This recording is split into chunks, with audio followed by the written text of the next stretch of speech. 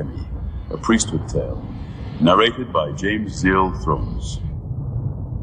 Now this tale is a dark one, for without darkness there could be no light. In the beginning, there was darkness. Our story begins with the Black Owl, spreading his shadow like a blanket across humanity to give the world what he considered to be a well-deserved nap.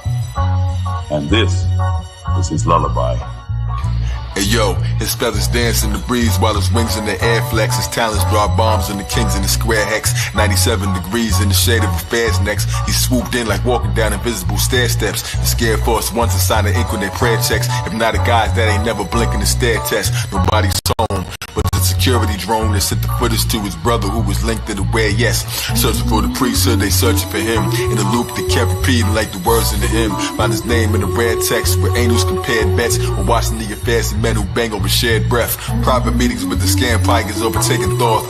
Shady deals on the periodic tablecloth. Angels lost seconds, broth drinking from there next. Dark nights passing hell, passing else with passing yell. Run the ounce, come and golden ring on the air's chest. Contain souls, chest hairs, split into your chest hairs. Take your heart, put it in this crystal over chest theirs. Those who played him disappeared, crippled over death stairs. Quickly covered chest squares like women with their breast bare. He never lost the spirits, ran tripping over breath stairs. Giggles in the air left, talons blade the palisade, ripping through his spare vest. The physical is air dress, but is he man of myth? Bullets singing, it's a fair test. Don't cut your arms off if you thinking a dead jest. And still he thought circles while I'm thinking it their best. He's trying to live on, the light in his ribs gone. Avoided death when he got tired, he switched forms. From way back, he was never like all the kids born. Him and his twin brother enjoying the red summer, trying to catch butterflies and skipping the wind flutter. They call him exhale, and his brother was in the hell, both in prison in the rib cage and stuck in a skin jail. The struggle won't end well, stuck under a thin veil. His brother was invited, they rejected him most. Never felt he was inspired by the heavenly host. His twin was so infallible, he could do no wrong. He caught his victories, mistakes, never choose to belong. His best friend became his shadow, brother grew in the dawn. While he preferred the night, hurt by light. Underneath the surface like Pollux cast the Abel Cain. Owlet master made him train 1,000 hours with his twin, whether it was sun or rain. Going through a sudden change and went in his own route. He heard the voices trapped inside the center of stone shout. From overside of rim, the salt crystals and bones grout. He even grabbed the gnosis from the sphinxes with no snout. He only saw life through the lens of his own doubt. The color things wicked, it kept him on the outside like submarine liquid. Shadows fogging up his brain, another unforeseen visit in a sudden dream vivid. With a lion's raw move and the monkey's green ribbit. On a giant sunflower where the money bees pivot. Flowing through the spirit hood where the thuggish trees kicking, fighting with the present. Still kept his head to the sky as he walked through the darkness, making destiny cry. Always kept his head to the sky, walking through the darkness. Always kept his head to the sky, walking through the darkness. No, they can't see him walking through the darkness. No, they can't see him walking through the darkness. Yo, the spirit in the body, it can never be killed. So the sound waves together in the melody quilt. Thoughts invade his mind tempers once the jealousy built. But still the Z of life flowers too healthy to will. Born 12 hours apart, only fate could explain. The opposition of the night and day weighed on his brain. The odd position of the sky array plainly explained. Of the polarized battle of the glow that strike shadow. Even broke the time shackles, who could fix the debris? His sand castles in his thoughts fall and drift in the sea. Flesh of weakened men struggle to resist the decree. As they lower self, slipped them an invisible key. With trick gnosis, he closed the eyelid of the tree. In the center of the earth and caused eclipses to be. It's why I needed Zod strikes to guard the wicked should flee. He seems invisible, yet only those with wisdom can see.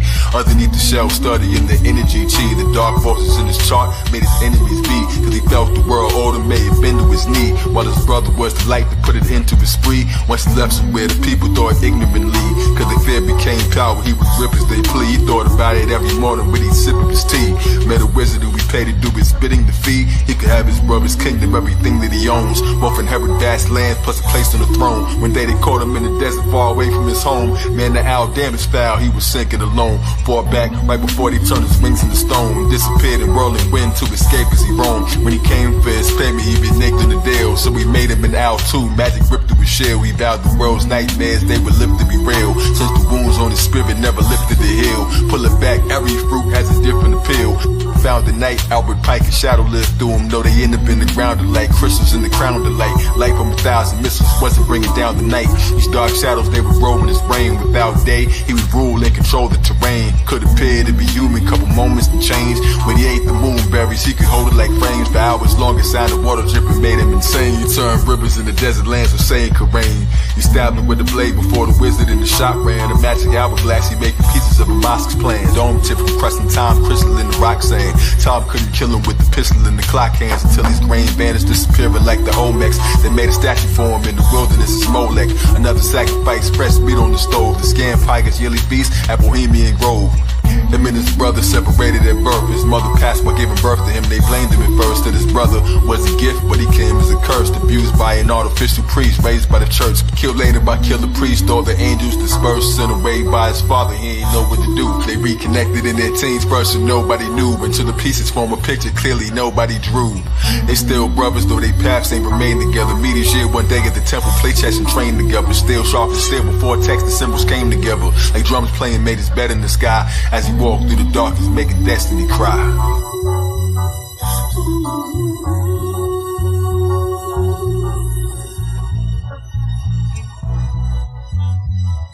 Always kept his head to the sky, walking through the darkness.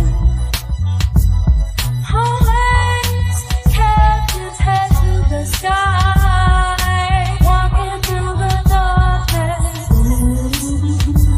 No, no, they can't see him walking through the darkness. No, no, no, no, no, they can't see him walking through the darkness.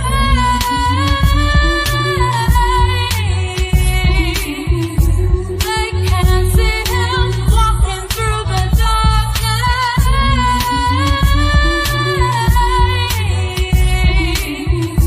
They can't see him walking through the darkness. Now, in the end, fate had its play. Now, in the end, fate had its play. On his road to become.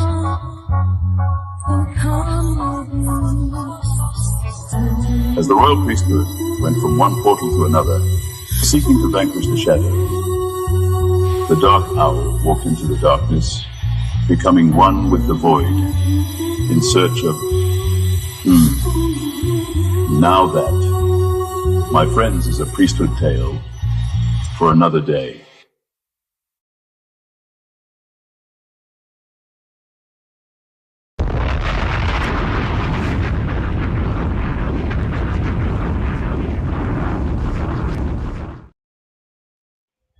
All right, peace and blessings. Wow. Bravo. You know, it's funny. As long as it was, it kept my attention the whole time visually. Wow. Sending all of the worlds together right there. You understand what I'm saying? Yeah, well, AI is it's a beast. Interesting, man. Definitely. So, peace and blessings. Welcome to another episode of Do Knowledge Radio, place where knowledge is born. It's your host, Knowledge One Alive. We here got a special guest by special request. My brother is in the vehicle because he's always on the move. You understand? Always on the move. We see him in the spaceship going up the escalator with the camera, without the camera. He getting B-roll on the side. Like, this is one truly. You peeped that. Cinematically, and he has a very, very rich history, and it's given so much contributions in the cinematic world, from his own stories, from the stories of where he's from, to a Wu-Tang experience. You understand? So from all things Wu-Tang, what we know, what we love, to what we see today, continuing to chronicle the stories and the journeys of those who need the credence and the light. So again, it becomes my honor and privilege at this time to introduce some, present to others. Our Spike Lee. You understand what I'm saying? Our Spike Lee, our modern day That's dope. Spike Lee, our modern day Gordon Parks in person of our brother Gerald, aka GB of GP Productions. Welcome, my brother. Welcome, welcome, welcome. Thank you, my man. Thank you. I appreciate it. Yeah, when you were saying all of that, I just started revisiting all those moments. It's been a long journey, man. Yeah. It's been a very, very long journey, and it's a lot of man hours, lots and lots of man hours put in to contribute to the culture, to basically just follow my passion and my art. Right. You know, it's been a long journey. So you come from the mother continent, obviously, from a space where an opportunity was given to you to leave a war-torn sort of space, to cross that bridge into a war-torn place from once the One war war zone to the next, right? the next one, all the way out to the island. So uh, your early year transitions from uh, Liberia to New York. What was that transition like for you from one space to the next? What sort of adjustments, culture shocks, if any, to go from one place to the next? Yeah, I mean, well, listen, I was 12 when everything just set off down a whole different path. There was a coup in Libya that assassinated not only the president but a whole bunch of prominent people. And because I come from one of those prominent families, my grandmother felt that I wasn't going to be safe, so she got us to come on this side. My parents are already here, so we ended up in the States. I lived in Texas for a couple of years, and then moved to Rhode Island briefly, and then ended up in Staten Island to hit in the major culture shock, because back then things were a lot different. This is right before the crack rush. When I got to Staten Island, I was able to, join other African kids. So it was, Houston didn't really have that many kids my age, but when I got to New York, I identified there were kids, same age as me, and just all immigrants here after the coup. So it worked out. But part of that was meeting, the young version of Corey Woods and Jason Hunter and, Lamont.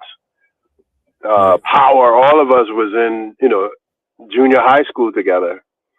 And it was great. So we all got out of school and, kind of kept it moving. But I always remember one of the first experiences was selling newspapers on the Verrazano Bridge.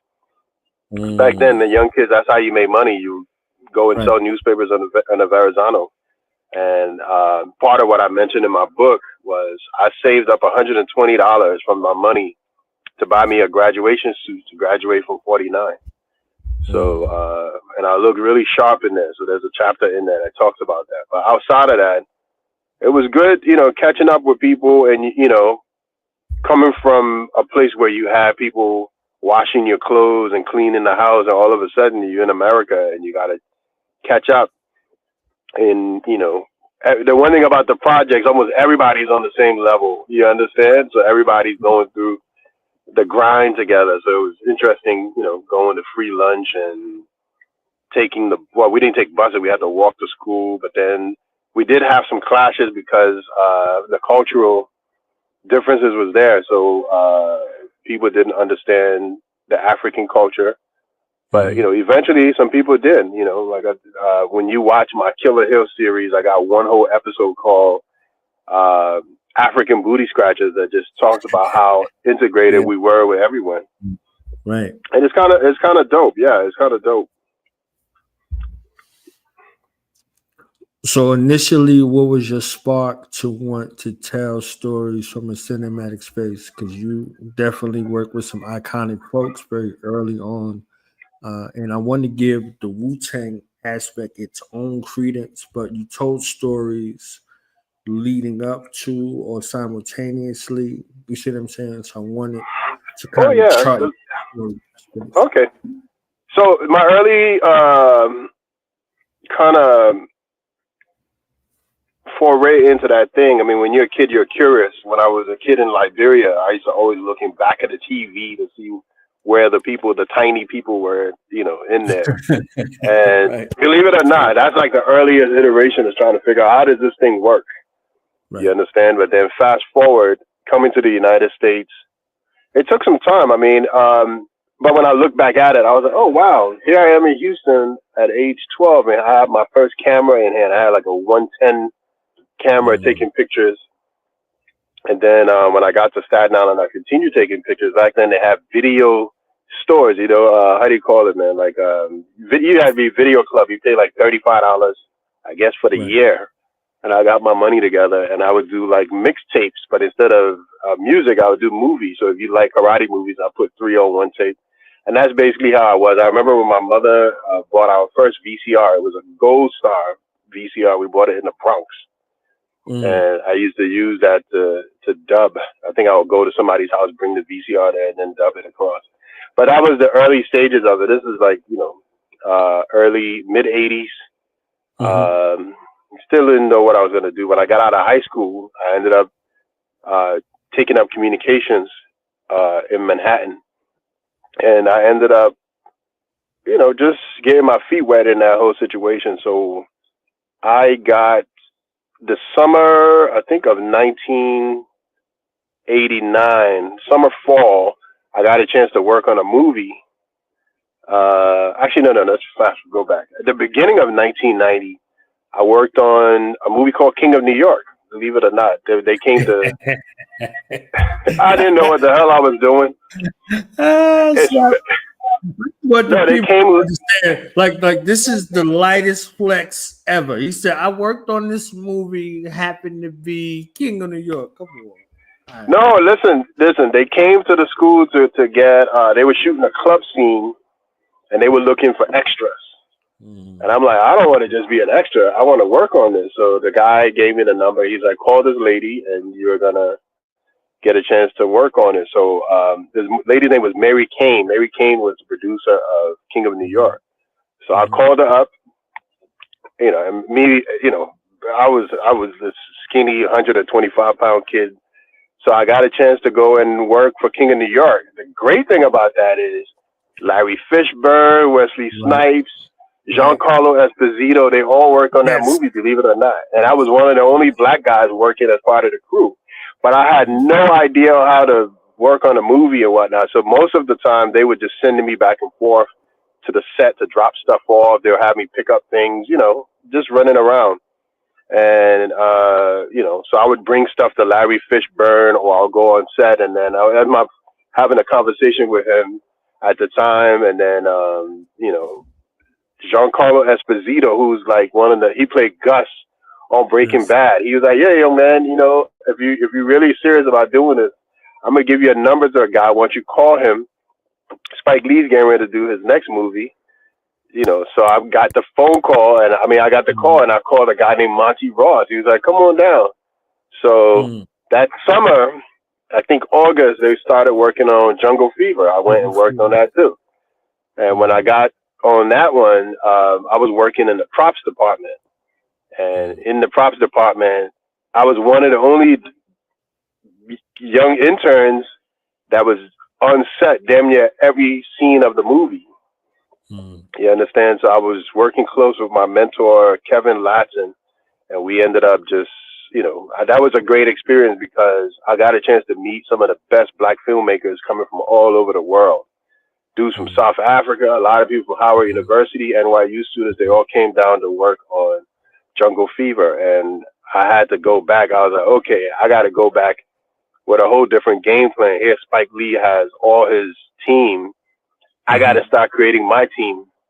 So I went back and managed to start building my team. But right before the movie, I had 2 friends that got murdered. It was a girl named Effie Johnson and my boy Joe Gibson. They both got killed. And here I am in my early 20s. I'm like, what the hell? And it was a reality check for me. Like, okay, life is not what you think is going to be. So you might as well start doing your dreams now. So I formed GB Productions that year and started using that as my production name, and I just ran with it. So GB Productions has been around all of that.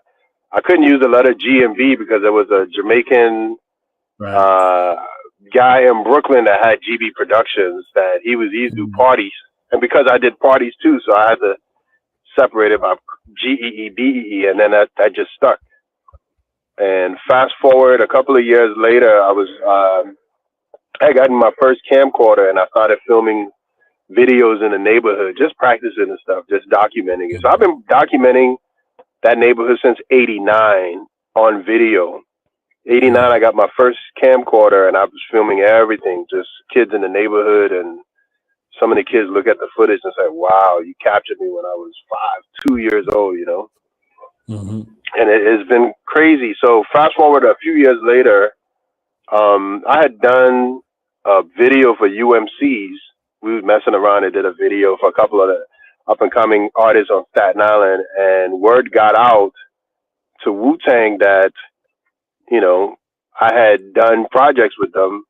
You know, we were just messing around. I was shooting like I would do a Big Daddy Kane song, and I would take like somebody who knew the lyrics and get them to rhyme it. And back then you were doing it in real time too. So what's crazy is whoever never finished up Protect Your Neck, and by the time it was time for me to graduate from school, when I graduated from school, word got out, hey, GB's, you should call G. And so I get a call, and I ended up stepping up to the plate. I had worked at a film studio, and I had access to all the equipment and you know, editing stuff, and it just worked out. So RZA called me. I shot the METHOD Man with my partner Rich Williams and I. So we knocked out a phenomenal video, and then he called me back, RZA. He said, "Hey, you got to do another one." MTV said the one you did was too raw with the guns and blunts, and so I did a second one. But the deal was so there's an original METHOD Man that we never seen? No. There's two versions. There's an MTV version. Which I never liked, but you know, they wanted that. There's an MTV, and then there's the raw version that got the guns and blunts. And you see that more on what do you call it? I think only MTV got their version. The box. Was it the box? The box version. Yeah, they have the original raw version. You don't see the MTV version in that many places, but MTV. Yeah, so we knocked it out, but RZA was like, "Okay, G, we're gonna do this, but you got to do the mystery of chess boxing," which originally Ralph McDaniels, I think, was supposed to do that video. So I had to do a 2-for-1 video. And we knocked out. Wow. Yeah, originally, so RZA was like, "Yeah, I'm giving this to Ralph McDaniels to shoot." I was like, "Nah, you gotta let me shoot it, bro." So he gave him Cream, and then I shot chess boxing. Crazy. So I banged that out, and then I remember a guy came from Canada, Maestro First West, and then Ill and Al Scratch, Where's My Homies? Those videos I knocked out everybody. Yeah. So I shot that video too, and then we went on.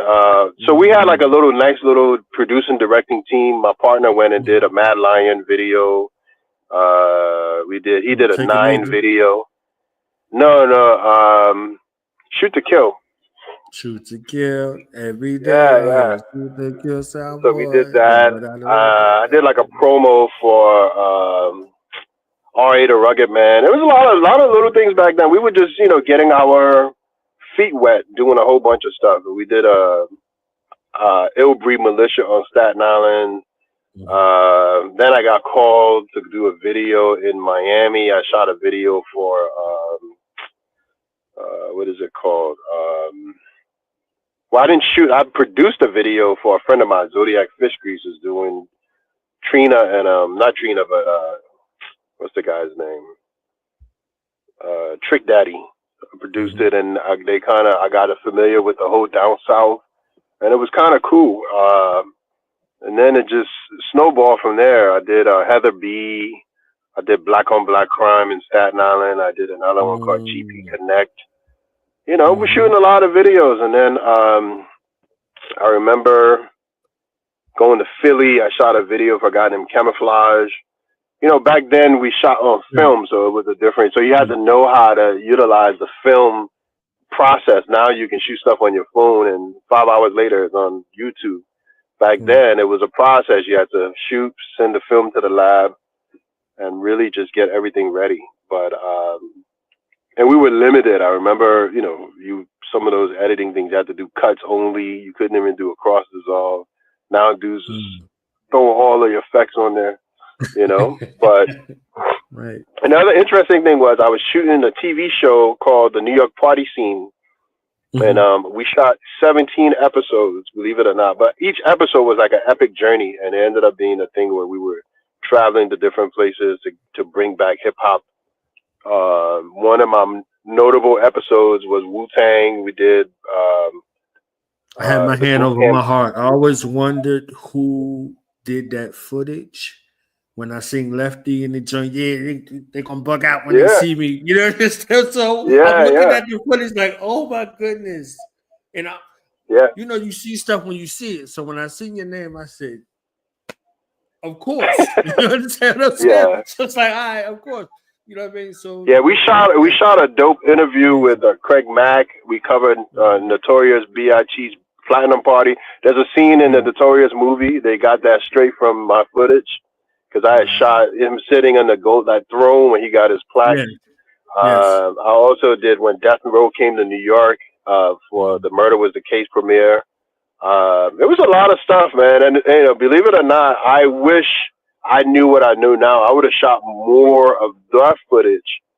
You understand? Because just capturing hip hop history back then, there weren't that many people. You go to an event, there'll be one person or two, at best, two people with a camcorder. So being able to grab stuff and document history, because that was the golden era, you know that say the 92 to like 2002 era. I mean, I'll probably even bring it down even more. 92 to like 2000, I would say. Yes, definitely. For me, that was so it was an interesting run. And then 97, I get a call from Divine. Hey, we're putting this new album together. We want you to document it. So I started filming.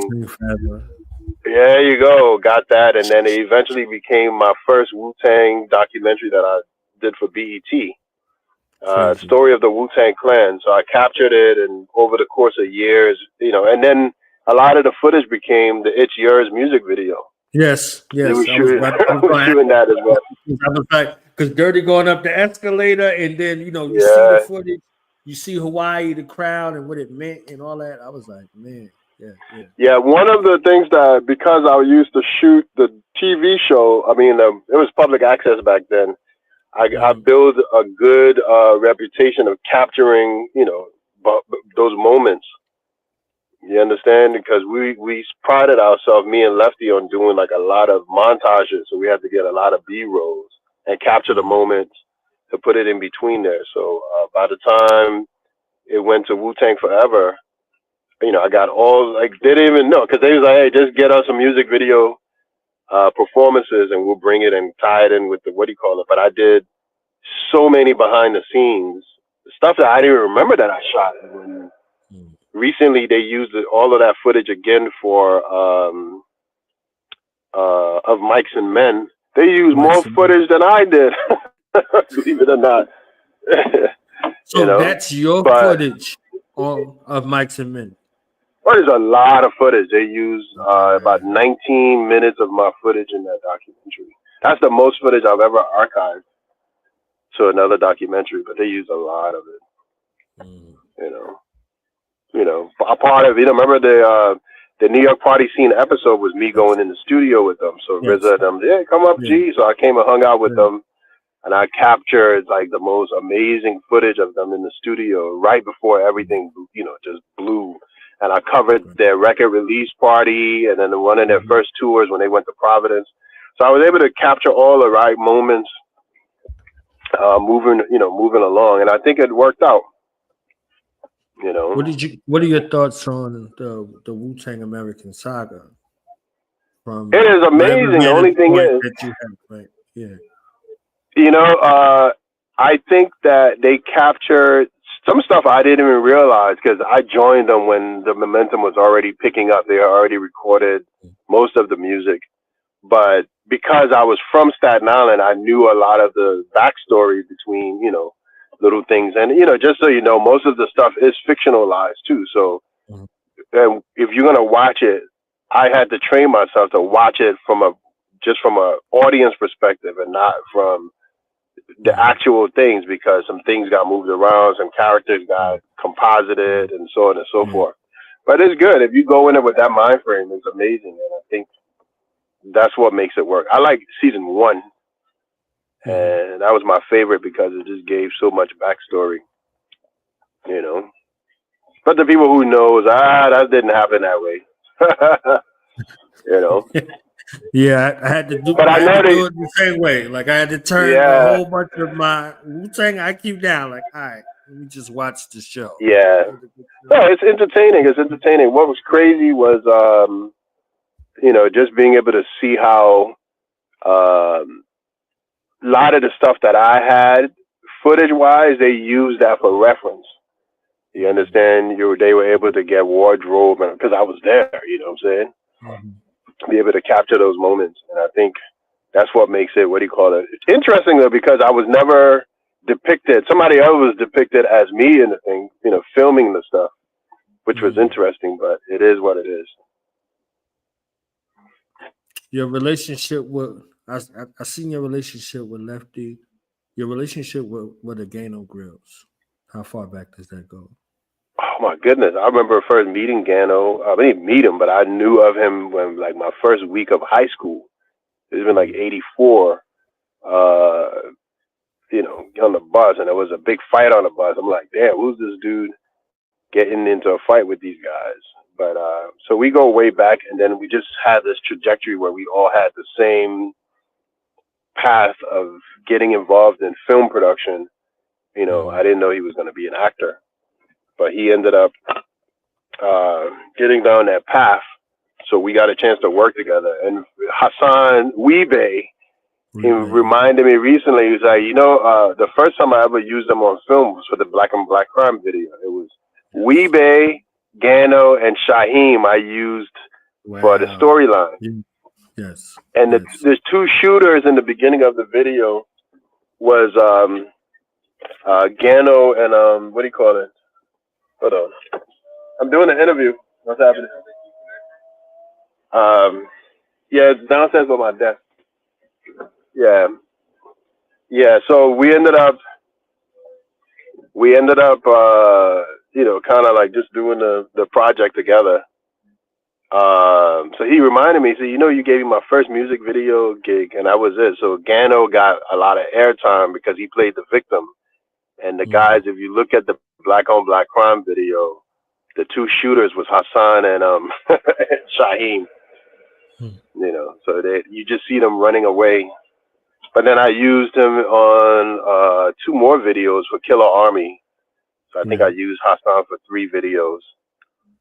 And we just kept it moving. It was about just working with Staten Islanders and trying to get them as much screen time as possible, using my platform to give them, you know, show them love that way. So eventually, Gano ended up starring in my first feature film, and the rest is history. Epic. You know, Epic. no doubt. Yep. So your right story now, trajectory, it starts off you chronicling, documenting, you know, everything. At what point do you begin to come into your own artistic vision and your own eye? Because your eye is out of this world. Like, so what point does it begin to intersect to like, okay, this is me now, this is my signature, this is how I want to do, aside from whatever my influences or influences were cinematically, to develop your own lane? yeah, I mean, my son wants to use my car, so I have to flip it and give him Yeah, I this car. understand. But yeah, hold on. Let me. You know how it goes. So I'm gonna Yeah, switch cars. yeah.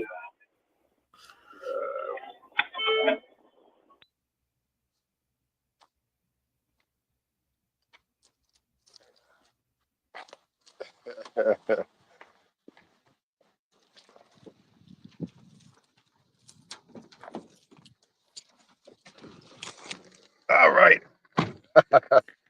All right, so I'll repeat the question.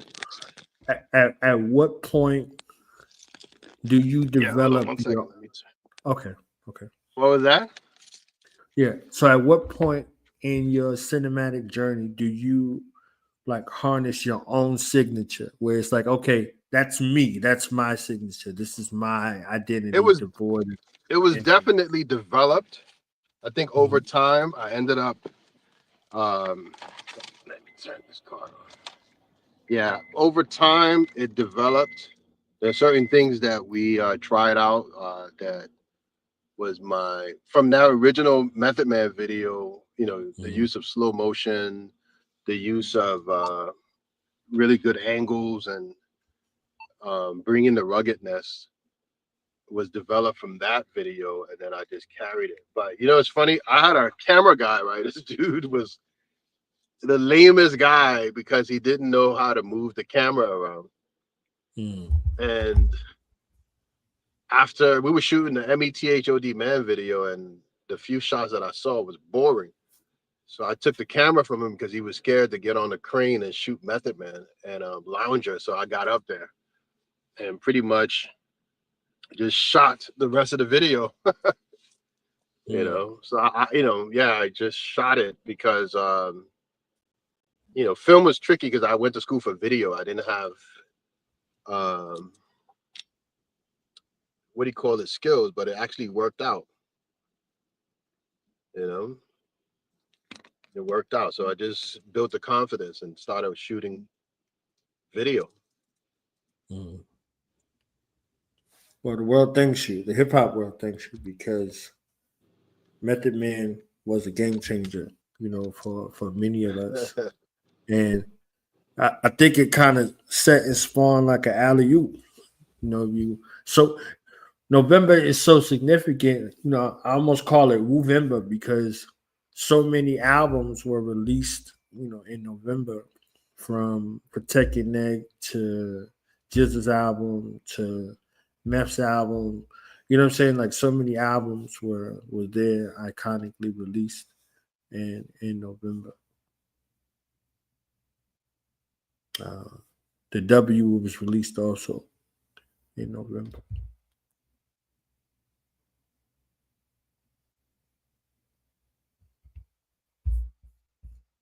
Not connecting to Right. this Bluetooth here, but I'll make it work. Hello? Yeah, yeah, All right. So yeah, yeah. I'm sorry, say that again.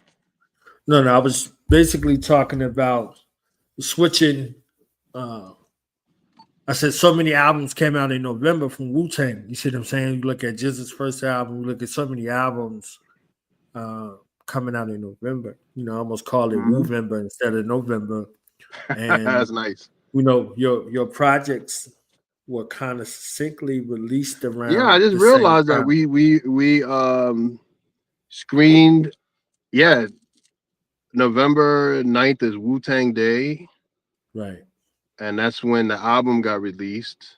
And then we screened November 15th last year. That was our New York debut. Oh, Dirty. And then Right. it got Dirty's released on birthday. the PBS November 11th. So that's interesting. Right. Yeah. So a lot Very, of very those interesting. dates, you know, kind of coincide. Uh, Dirty's transition is the 13th. His birthday is on the 15th. You know, Yep. so many iconic moments. So y'all just bear with it for a second. See, we get him to come back on. He might have pushed the button, you know, in transition. So a second, and we'll see what's going on.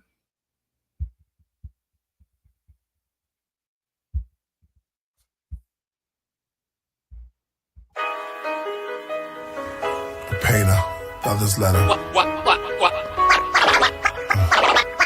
I should cut my ear off like Van Gogh. Stop performing at the Clan shows. Watch myself from the audience. Play piano with lit candles. I mean, I'll still perform, but the thrill is gone. I don't feel as strong, maybe cause the wheel is torn. I clutch in a ball cause I'm sick to my gut. Then I brushed off the dust, stood up like I was touched by healing palms. I picked up my shield and 3 rocks as I'm hearing psalms. Know ye not that ye are gods? And I've been blocked by bouncers, overlooked by the announcers. I'm in the stand with the fans, which told me many of my album was like a counselor. They said songs like Then From Now, got them from then to now. Even deja vu, they said the old man was you in a recurring nightmare where you kept coming back around. I took a picture with him, then he showed me a picture of his daughter in a cap and gown. He said he put her through college because your words stood up for knowledge. Said, to be honest, you like a prophet. I said, stop it. He said, what made you right before... All right. Yeah, sorry about that. At least I'm connected to the car now. So that's good. It's all good. I was trying to connect and it ended up being what it is. No doubt. So you gave us so many projects in regards to you cinematically. So if you could walk us through your intent as far as storytelling, you know, what stories did you want to tell with each? If you look at Killer Hill versus the Wu-Tang thing, you know what I'm saying, the Wu-Tang experience in Colorado versus, you know, the space that you take us through, the saga, you know, that's there in Hawaii. You know what I'm saying? That all these things together in one. Like, what was kind of like your intent, and what's some of the backstory? Because I'm looking at this full-on production that you pull off, and I'm wondering, like, what's the magnitude? Like, what are we missing as the onlooker, or what it takes to pull something off of these magnitudes from each project? Well, before I go into that, right after we came back from Hawaii in '97, Wu-Tang. I had done a slang editorial music video for Capadonna, and it was like a movie. So we did that, and we did some things I never thought I could do. We were in the freaking Hudson River, freezing, flying a helicopter with some people chasing Kappa. That looked like a movie. I remember a friend of mine, D. Snoop, calling me from LA. I think they had a music seminar. He was like, "Yo, G, you just officially blew up." He was like, "Yo, they've had everybody look at the screen and they put the music video on, and it was your video with Capadonna." And so that was amazing. We got a chance to really pull off a strong production, a very decent amount of money, and it was like, okay, GB, you're finally here. But after that, I ended up going back. My grandmother passed away. I know what it was. My grandmother passed away, and I stepped back a little bit, and I traveled to Florida because I was working on some stuff over there to try to clear my mind. I had come across a movie project I wanted to do, and when I went to Florida, I was working with Slip and Slide Records. They wanted to do some things with me, but there was also a production company down there that I was directing out of, and I ended up, utilizing, because I always want to push the boundaries to do stuff beyond what it is. If you give me 50,000, I want to do a video that looks like 100,000. You understand? So we were doing just some big things back then. But I did a big Killer Army video. I forgot what it was. It was Wake Up, and it looked like a straight up Vietnam setting. Yes. And yes. And I remember them sending it in. Prior to that, I had done a Heather B video. I forgot. It's just like a blur because I was just knocking stuff out. And I got a chance to go. I got a phone call when those guys were coming out, the Hot Boys. I wrote a concept for Juvenile, that Hot video. I was supposed to do it. I didn't get the video, and the lady was like, "Oh, I was really pushing for you, But don't worry, the next project that comes up, I'm going to give it to you." So the next project that came up was a Cain and Abel video with Master P. So I go out to freaking LA. That's my Yeah. second time in LA. The first time I went to LA was with Wu-Tang when we did the It's Yours project. It's yours. But coming back, I came back as a solo director now, doing a project with Master P, and he was impressed with what I did. So they approached me to sign me, but this was right after I did It Ain't My Fault. I did that video for No Limit. So they signed me to Crazy. a 2-year contract. And within the 2 years, I think I did almost 20 music videos. But it was that departure or that Hollywood experience that got me on where I'm at now, because I was able to take what I had skills-wise and have like an all-professional crew. So I didn't have to worry about the cameraman because the cameraman was dope. I didn't have to worry about the producer because the producer is dope. I didn't have to worry about an editor. So I just came in with my idea. And it's a huge difference because when you're working with an all-professional crew, like I remember having this guy that was a set builder. He would make anything look like a freaking, what do you call it? So I did everything from Hootie Hoo to Mia X and the Gap Band. I used Tyson Beckwith in there. So it was a whole bunch of stuff that was done, but it was my Hollywood experience that got me into this whole world. And recently I watched a No Limit documentary, and I didn't realize at the time that I was the director in his most crucial year. Like he put out more albums that year. I'll get a call. It was so crazy that I had to get an apartment in LA because I got tired of staying in hotels most of the time, you know. So I wanted to start leaving stuff there, you know what I'm saying? So I did it. I went to LA, and I achieved, by the time I was 30, I achieved my goal of being in Hollywood directing projects. So you know, after 2 years or almost 2 years, I came back. There's a whole bunch of stuff going on at No Limit at the time. But I came back because I wanted to do movies. So I came back and I approached RZA to do a film called Island Mentality. But before that, I did Bloody Streetz, you know. So that was those 2 years I was in Hollywood really sharpened up whatever I had, because I got a chance to see it from that angle. I was shooting music videos on the Paramount lot. I was you know, like the dude that shot Iron Man and Straight Outta Compton, he shot 2 music videos for me. So he's one of the top DPs. Yeah, you know, so when I'm working with these guys and they respect you, like, okay, this dude, you know, and I was up there with them and challenging them and pushing them to make stuff happen. I always looked like I never belonged there, though. I always looked like a PA. Because I was mad young back then, yeah. You know, but it all worked out because in the long run, I was able to, I don't know, like, I was able to compare both worlds. And there's certain things that I loved about shooting, like the Method Man video, that grittiness of being in that dingy hallway or whatever. And then so I started taking all of the stuff I learned from the Hollywood polished side and bringing that over. So when I started doing all these cinematic pieces, that's when it all started making, you know, coming together.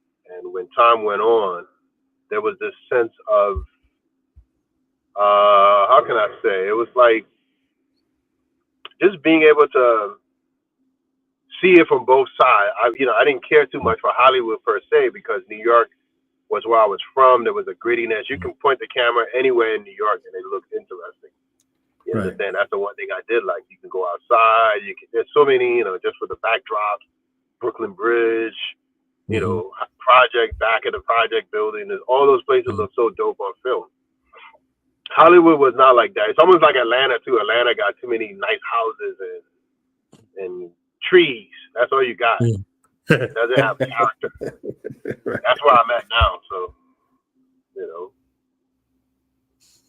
And so yeah, so I'm the second part of your thing was about now. We were talking about, because I wanted to squeeze in the No Limit years in there and show how important it was. Okay, so now fast forward to where I am with Killer Hill. I think I told the story the other night where I got hired. So in I think 2008, I had released my Wu-Tang documentary for BET.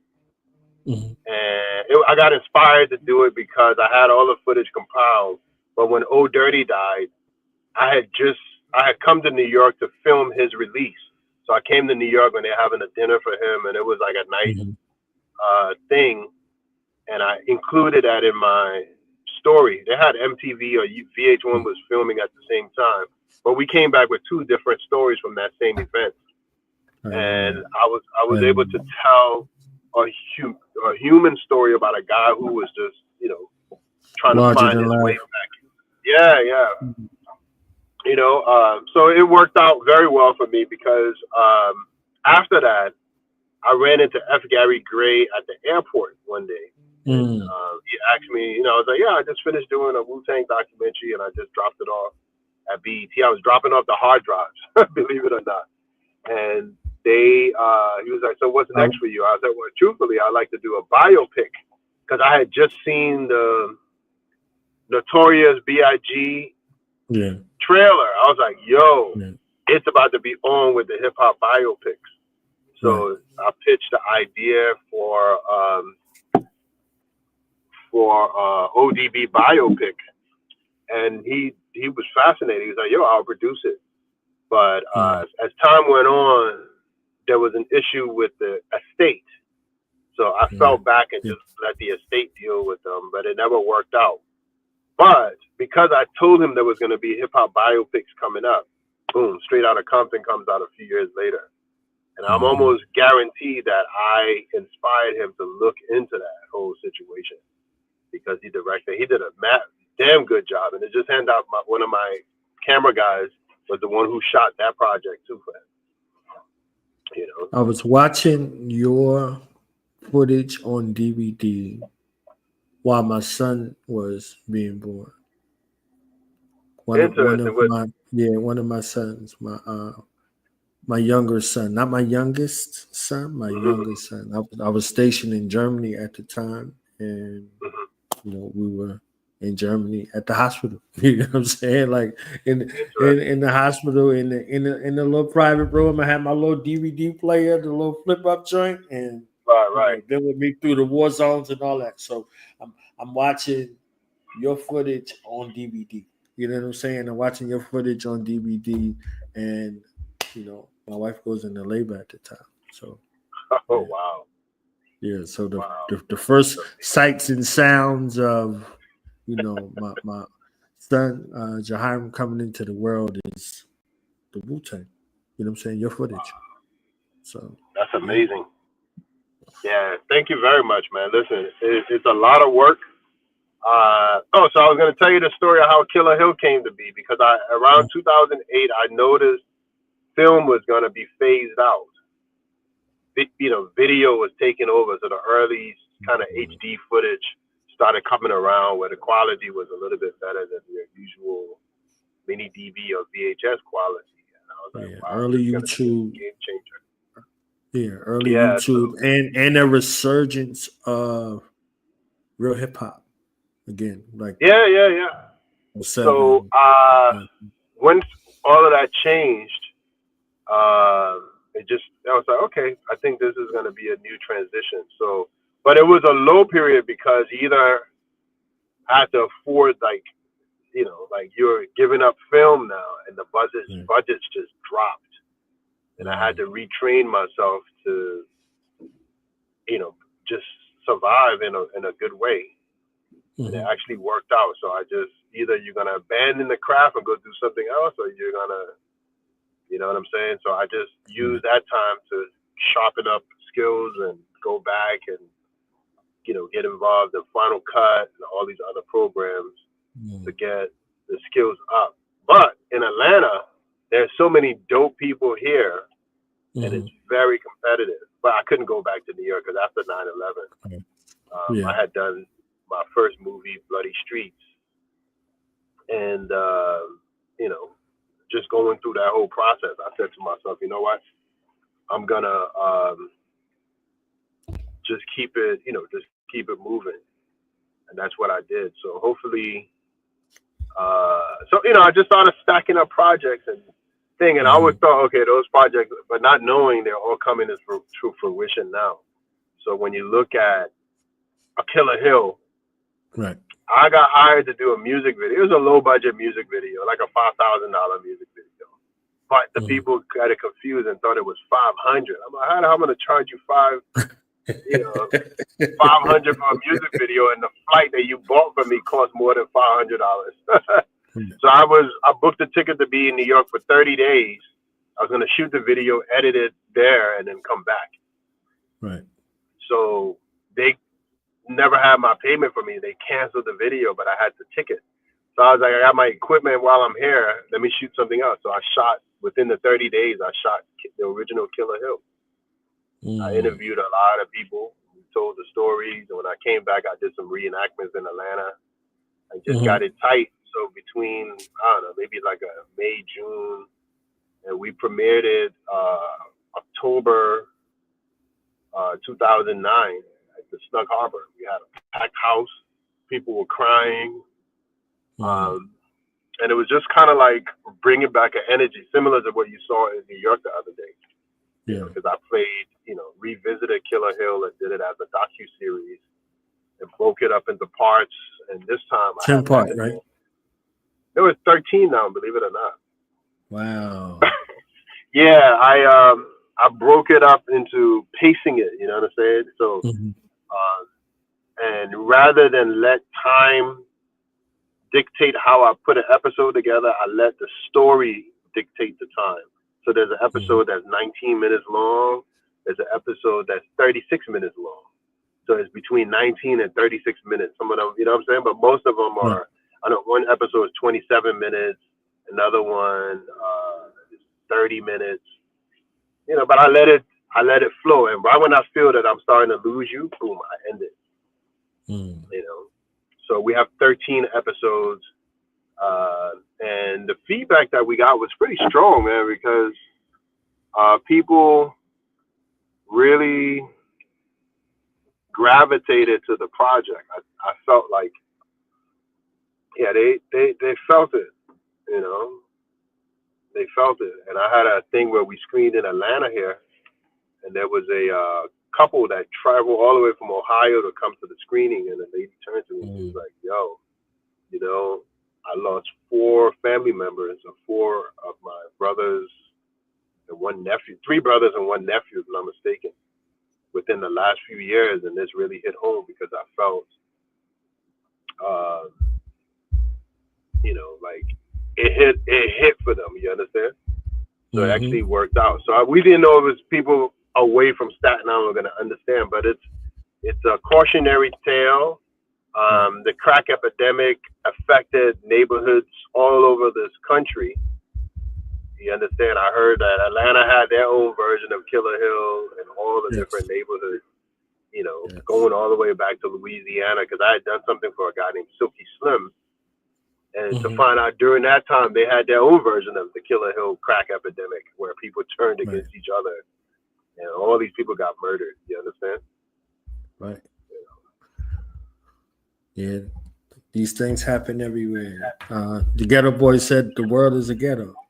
You know what I'm saying? The world is seriously. a ghetto. And for somebody that came from Liberia, like you said, coming here and then all of a sudden, this is the reality of it. So there's a level of respect that I have for Black Americans who have experienced some of the worst ordeals, but then they also come off bringing and inspiring people all over the world, and with their strength and resilience. It's amazing. Right.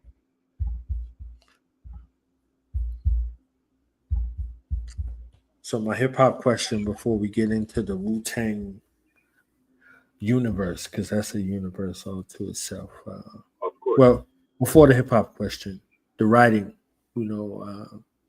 how long have you been writing? Your earliest recollection of writing? Were you reading folks that were writing? If so, who were they? And then what propelled you to write your story from that perspective? Wow. Okay. So as a music video director, we have to keep writing concepts. They'll give you a song and you automatically, I can't imagine how many dope concepts I wrote. And this is before I found out that there was payola going on, where they already picked who they wanted to do, but they, you know, called me and 3 other directors, and we all write, not knowing the other guy agreed to do a kickback to the label or people or the A&Rs or the management team. Okay, we'll give you 50 grand, but you got to give us 20 grand. You know what I'm saying? Hold on 1 second. Able to. So, you know, I just got used to writing. So whenever I hear a track, I start writing a concept. So music video directors think the opposite. So some people will just write and then you do the stuff for them. But for me, because I come from music videos, I end up listening to the stuff. So perfect example, I would score my own, like, so when I did my movie Fatima's Revenge, I listened to some tracks ahead of time and I built scenes to it. So it was like, okay, this is going to be for this scene. This is exactly how I'm going to cut it. You know, there's like a chase sequence in there, you know. So normally you would get somebody to score the movie after your scene is cut. But because music videos is the opposite way, you got to match the scenes to the music. I'm able to do that too. So that was part of my process there as well. So just kind of going forward, and you wanted to talk a little bit about the backstory of a Wu-Tang experience. What's crazy is RZA and us, you know, we go in different directions to do stuff. I remember getting a call from Divine to come out to LA to be involved in the series, but I couldn't leave at the time because I was doing stuff here in Atlanta, and I couldn't leave the family. I had small children at the time that I needed to help take care of during the daytime too. So I remember I would go shoot a commercial for Comcast and have my son on my lap. I was doing those things because I had to go back and retrain myself to shoot video, but then do it as a one-man team as opposed to having, because you're making very little money. You can't have the 20-man team as it was before. So I had to train myself to be a one-man band. And that's what eventually filmmaking ended up being. You have to be the producer, director, cameraman, and editor all at once.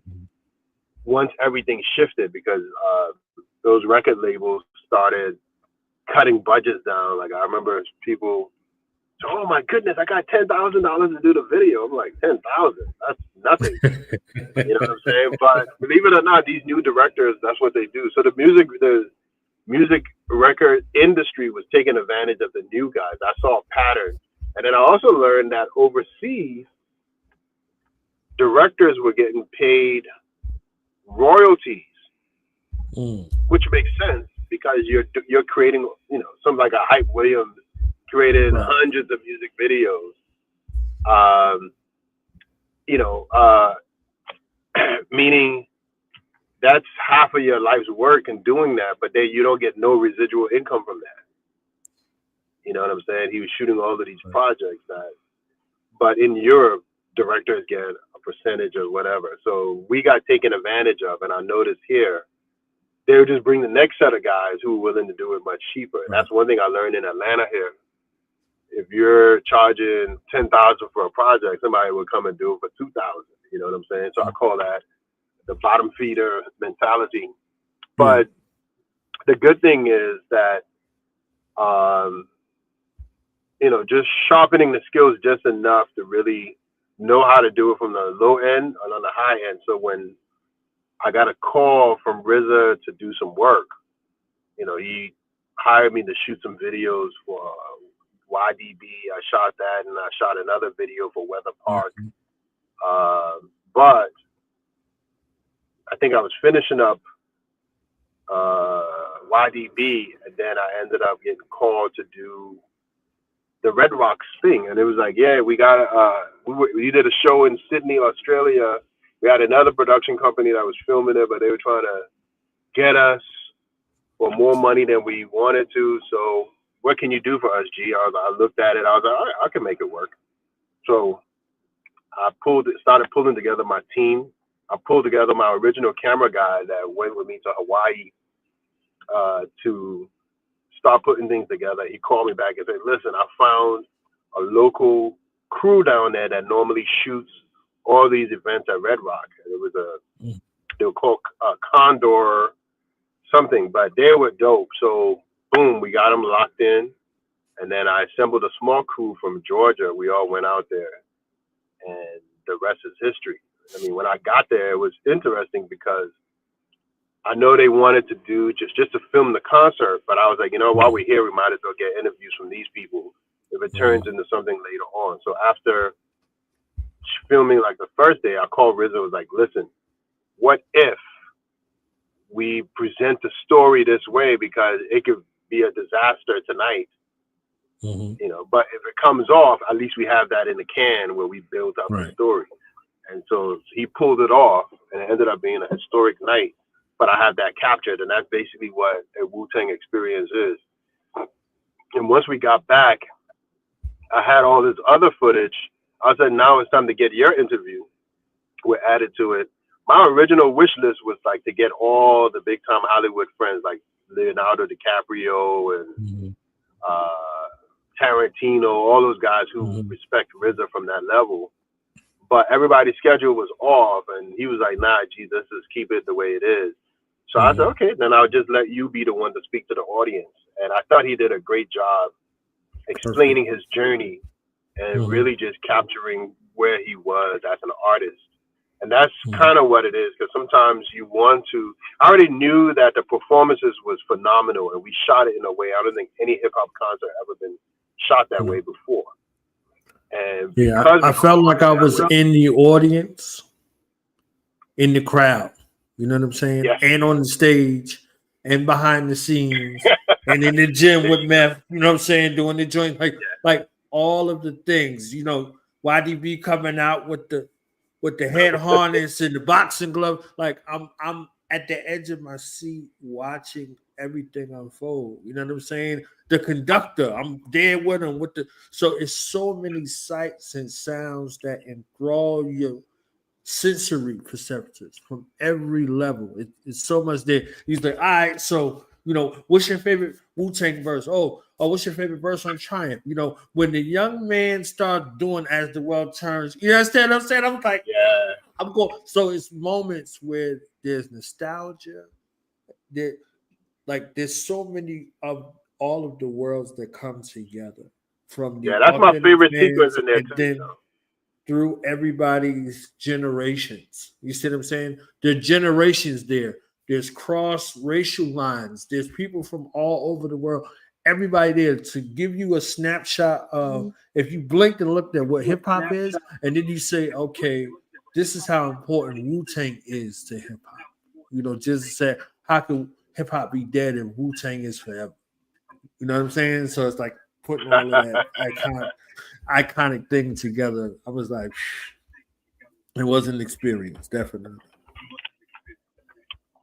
I was saying that my favorite sequence in that whole piece was the sequence, and I almost missed that because I was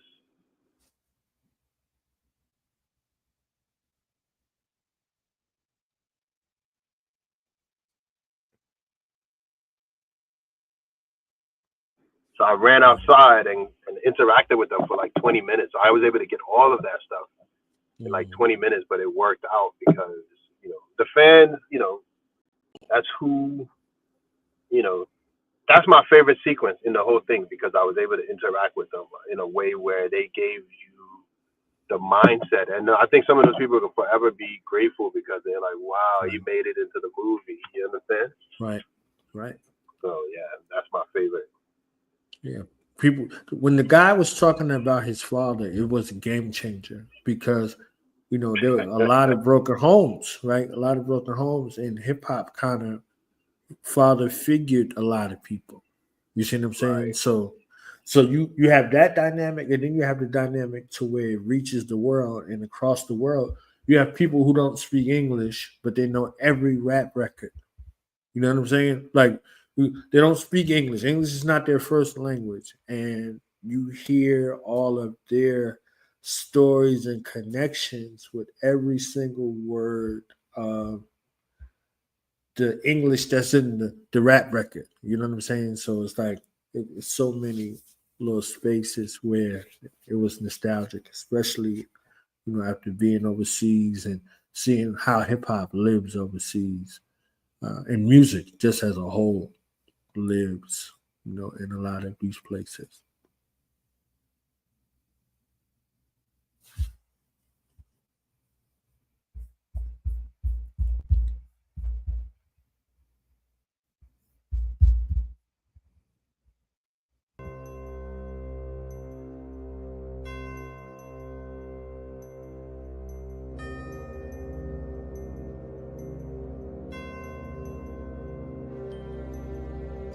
This guy was known for shooting people, and I know his younger brother came up and was trying to defend him, and he wanted to shoot this dude and held him back from shooting him. Was like, nah, chill, leave it alone, which led this guy to leave and say, I'm coming back. And they came back.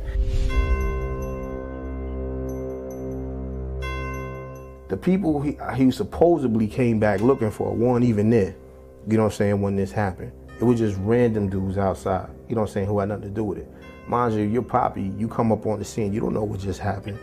You're not even aware of this dude just walked away talking about, yo, I'll be right back, I'm gonna be back. So then the dude did come back. I know that this guy ran with little kids that carried the gun for him, because if they got caught with the guns, the kids wouldn't do much time or get in trouble. So to my understanding, they came out of the building and they threw some firecrackers in the air, which made everybody look and then say, oh, that's just firecrackers. And then they start shooting. Just shooting up everybody who's out there.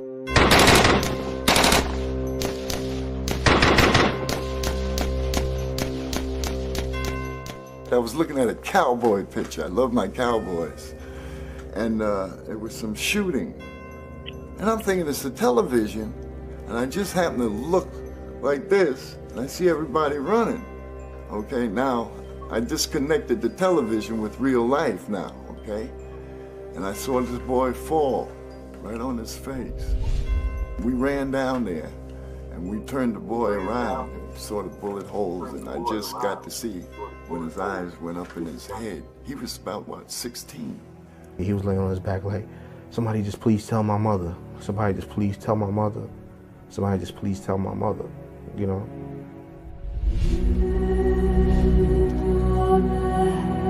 How can anything be any more worse than death, man? Huh? By a shooting across the street, looking at a dude with his kneecap blown off and bullet holes all in him. It's gotta be the worst thing. Everything else we can fix. You cannot fix death, all right? You ain't bringing that kid back to life, or that girl back to life, or that child back to life, all right? It's the duty of God, if it could be done. But death, it's gotta be the ultimate worst thing that you see in a neighborhood.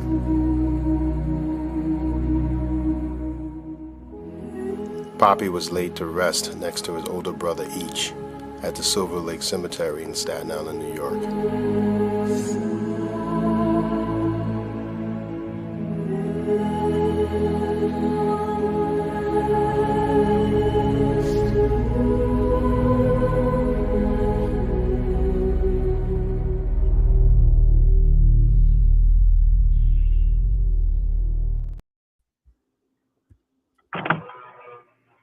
Yeah, caught a little snippet. Had to throw a little snippet in there from Killer Hill. Give him some Yeah. It's that was powerful. That was 15 years ago we premiered that. Believe it or not. You got my message about I'm on an interview. Okay. Yeah. So yeah, that's it's amazing to see how that project has progressed. But that clip still has a powerful impact on you. And so we updated that whole sequence with Method Man, and I never knew that Hassan Johnson, those are his two older cousins. Really? Yeah, so he tells the story of how that impacted him. You know, I never knew. You know, and but just, and I didn't know that Meth was there when he died. He was one of the ones to see him die. You know, so it's deep, and so it's coming from a different angle, and being able to tell people, you know, like how everyone was affected by that crack epidemic. And at the time it was going on, nobody knew that the CIA was the one that put, you know, it in the neighborhood, and they were trying to get that prison industrial complex. You know, they do some evil stuff, man. And the crazy thing is, like, when you stop and see who's doing the real evil to you, like, there's some people that do stuff that will affect you for 100 years. That's some evil. You know what I'm saying? And that's something that the project captures, man. It captures it. And we take it from different angles and getting people to understand how you have to learn to resolve conflicts in a good way. You have to learn how to avoid certain situations, but to be able to look deeper into it, because people react sometimes to stuff that if you just waited an hour or a day, you could save your life and somebody else's. You know? What does it feel like for you to be entrusted with sharing with the world cinematically a legacy of one of the most iconic and most recognizable groups in music, but then in hip hop? It's a tough one. I think I could go on record by saying I probably shot the most amount of Wu-Tang stuff. There are people who've come along, you know, Ralph McDaniels is a major part of that. Hype Williams did, you know, 1 or 2 projects. But to say that, hey, that skinny kid from 141 Park Hill did a lot of, I did a lot of work, man. I did a lot of work. It feels good. It feels good. There's certain things they don't have to explain to me. You understand? And I knew it because I got a call from RZA. Hey, GB, we got to do the intro for the New York State of Mind concert. So I had to put that video together that kicked off that whole concert. And it actually started off. Yeah. I had to do that intro because I had a moment. Yeah. So I mean, believe it or not, that concept comes from when I was in college. At the time, hip hop was 15 years, if I'm not mistaken, and I did a video highlighting how who was the hip hop people then, and so it pays homage to hip hop. It pays homage to New York. It pays homage to Wu-Tang, of course. And I was able to put it in that time and just make it real dramatic. And when you're in the audience and that video comes on, you know, I got a call from a girl who her brother was in a skate park in Manhattan when I shot it. She was like, I'd never, like, she was at the concert and didn't know that she was going to be on the screen. You know, because I had people reacting to it, and my homegirl Jean-Gilles and I, we used the theme from the Warriors. That's what we used for the intro. And we were able to pull it together and just, you know, just get that New York feel. What movie better than the Warriors to show the that's, you can't get more New York than the Warriors, you know. So we use that as a concept to flip it, and then I introduced all the boroughs. I remember driving out to Queensbridge and filming it, and then, you know, getting all the boroughs on camera, and just getting it. And it just builds and builds and builds, and bam! People were like, "Oh my goodness," you know. But let me tell you, one of the best things about being a filmmaker, it's being able to have it all up here, way ahead of like. So we're talking about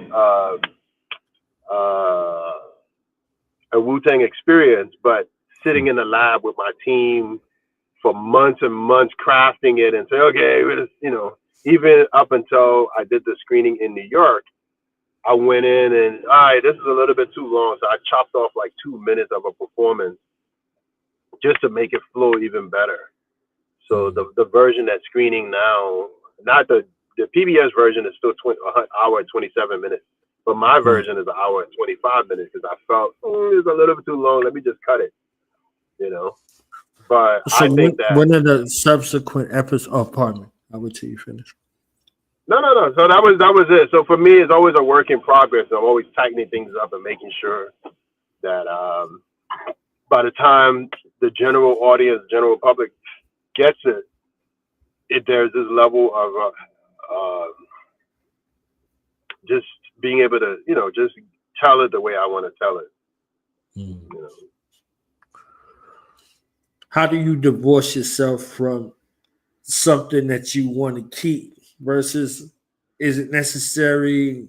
Is it within the scope? You know what I'm saying? Like from you wear a lot of hats. So from the director standpoint versus the quality control standpoint to the project management scope standpoint, like how do you navigate through all of that myriad of things that come along with final decisions, stakeholders, you know, all of those things, putting it together?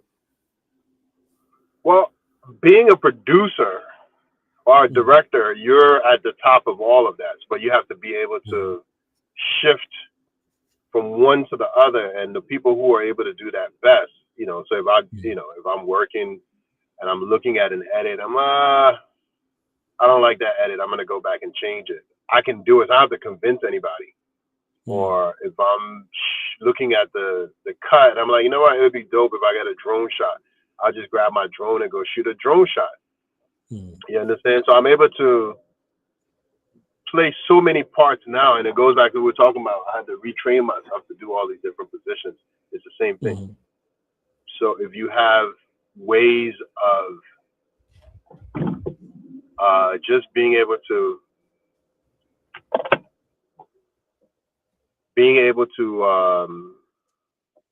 switch between them, and being a director, you have to be able to see it from this vantage point where most people cannot.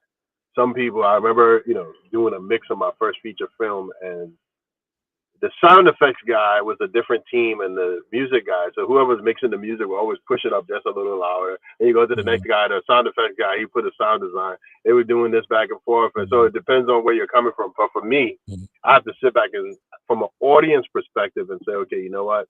If I was watching this, what is it that I want to see? So you're able to put it that way. And know, like, and the way we even timed out the performances in Wu-Tang Experience, we didn't go all the way to the end on a lot of the performances. We would just cut out of it, leave you wanting more. You understand? Yeah. Yes, I was very jolted on some of the joints. Very jolted. So I was like, all right. But whatever you replaced it with something iconic. And then the music not only was the main draw, it became a main score. You see what I'm saying? So iconically, it went right into a score. I'm like, oh, come on. And y'all got 36 chambers up there.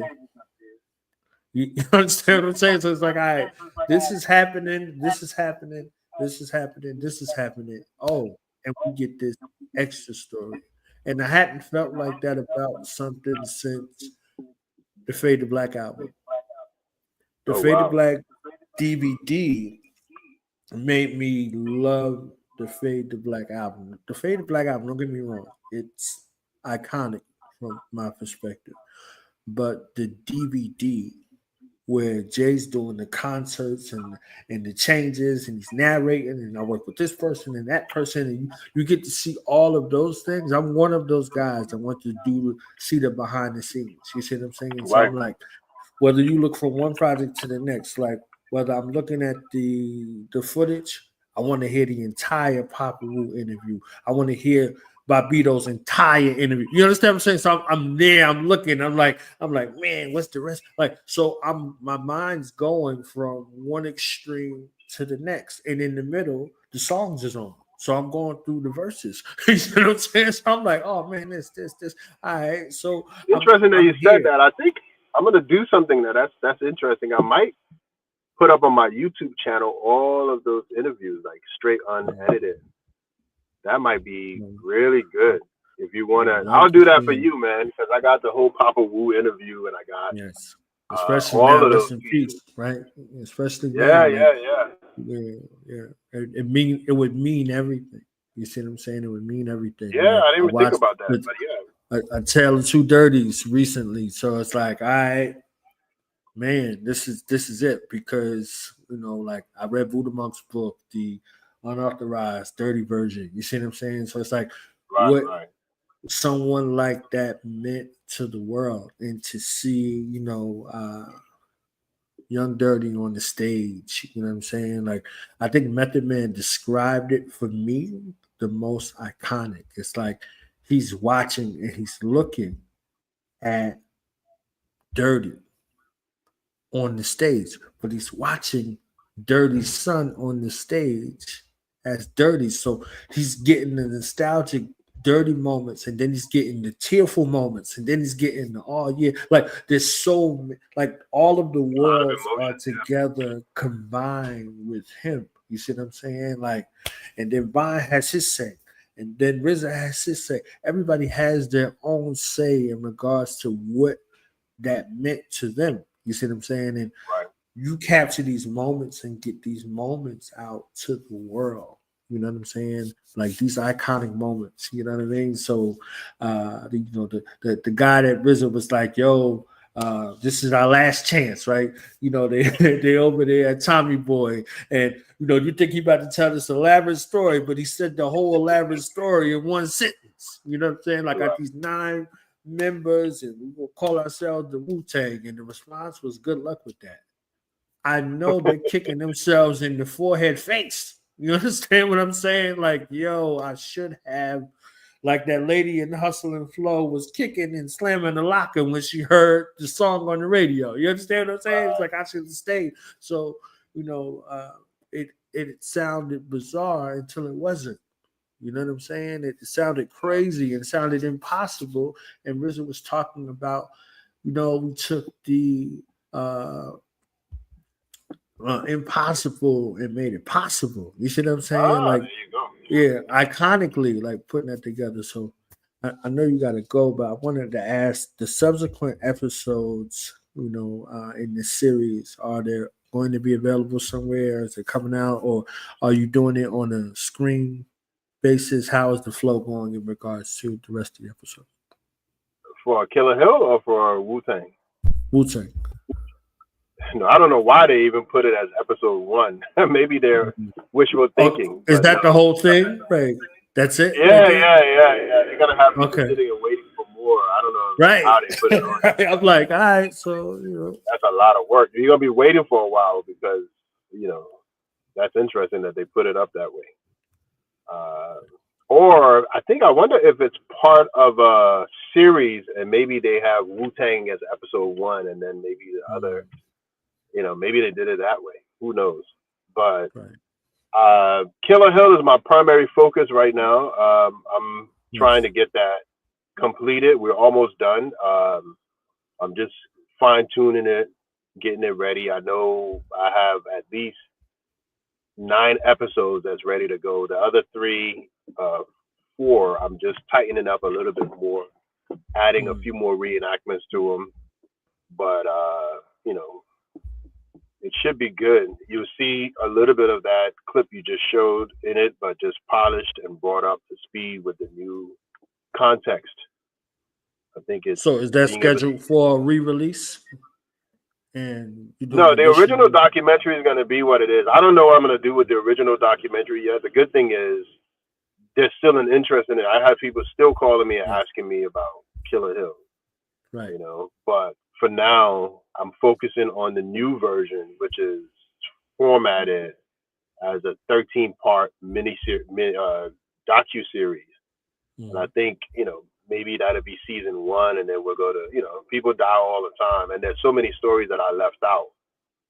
If we need to revisit it, we probably could. But I want to do well by the families. A lot of them trusted me with their stories. Right.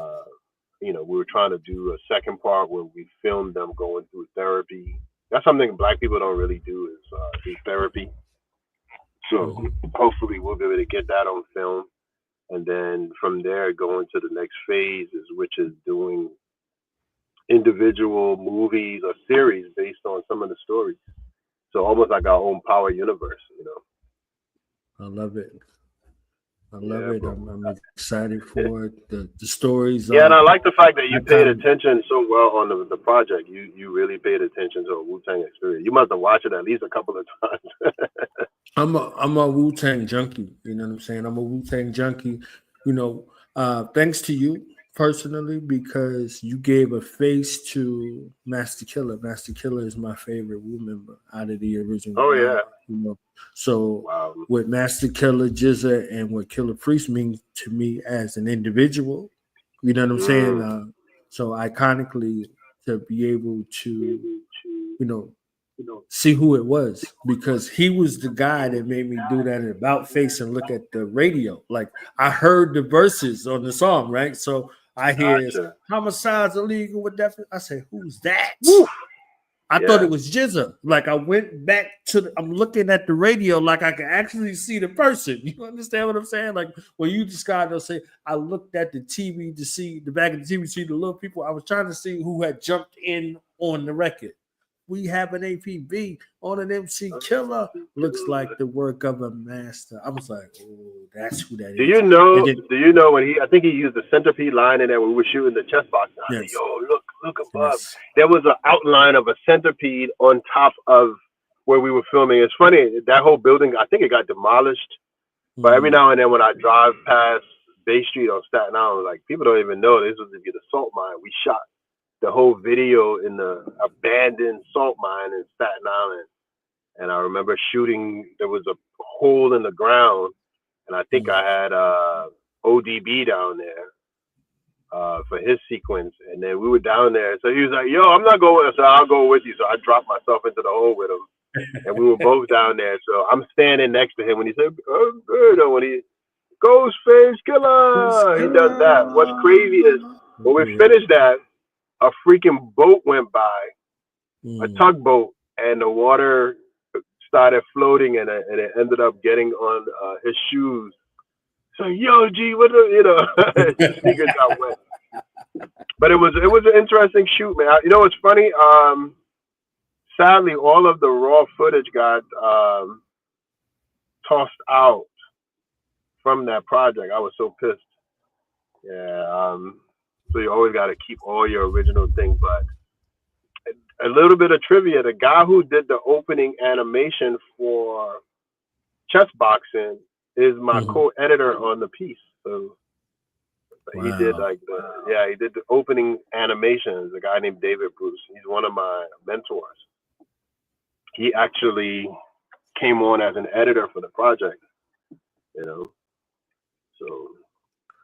Yeah, that team that you put together to do what you do, like everybody needs their own story. And I love that you gave some of the crew opportunity to kind of say where they at. Like, all right, I'm here and I'm at a 10, and these guys are probably at a 20. Like there were so many intricacies layered in regards to the amount of story that was being told. You know what I'm saying? Like, you know, I could see the conductor's plight now. You see what I'm saying? I could see the orchestra's plight through the conductor. You see what I'm saying? Right. So it's like you putting all of these things together, and then he's like, hey, you know, I heard of these guys based off of this, and I really want to hear this song, and then his song choices. You see what I'm saying? I'm like, ooh, that's off the beaten path. You know what I'm saying? So it's like, you know, what everybody was excited for, and to see that Coliseum sort of setting feel and what Colorado really means out there, and you know how much hip hop actually and music actually just flows through that place. Like it's amazing. You know what I'm saying? It's amazing. Yeah. It's an amazing. Another person that was very integral is a friend of mine, Dan Katz. He's my assistant director on that. He did a lot of the really dope shots.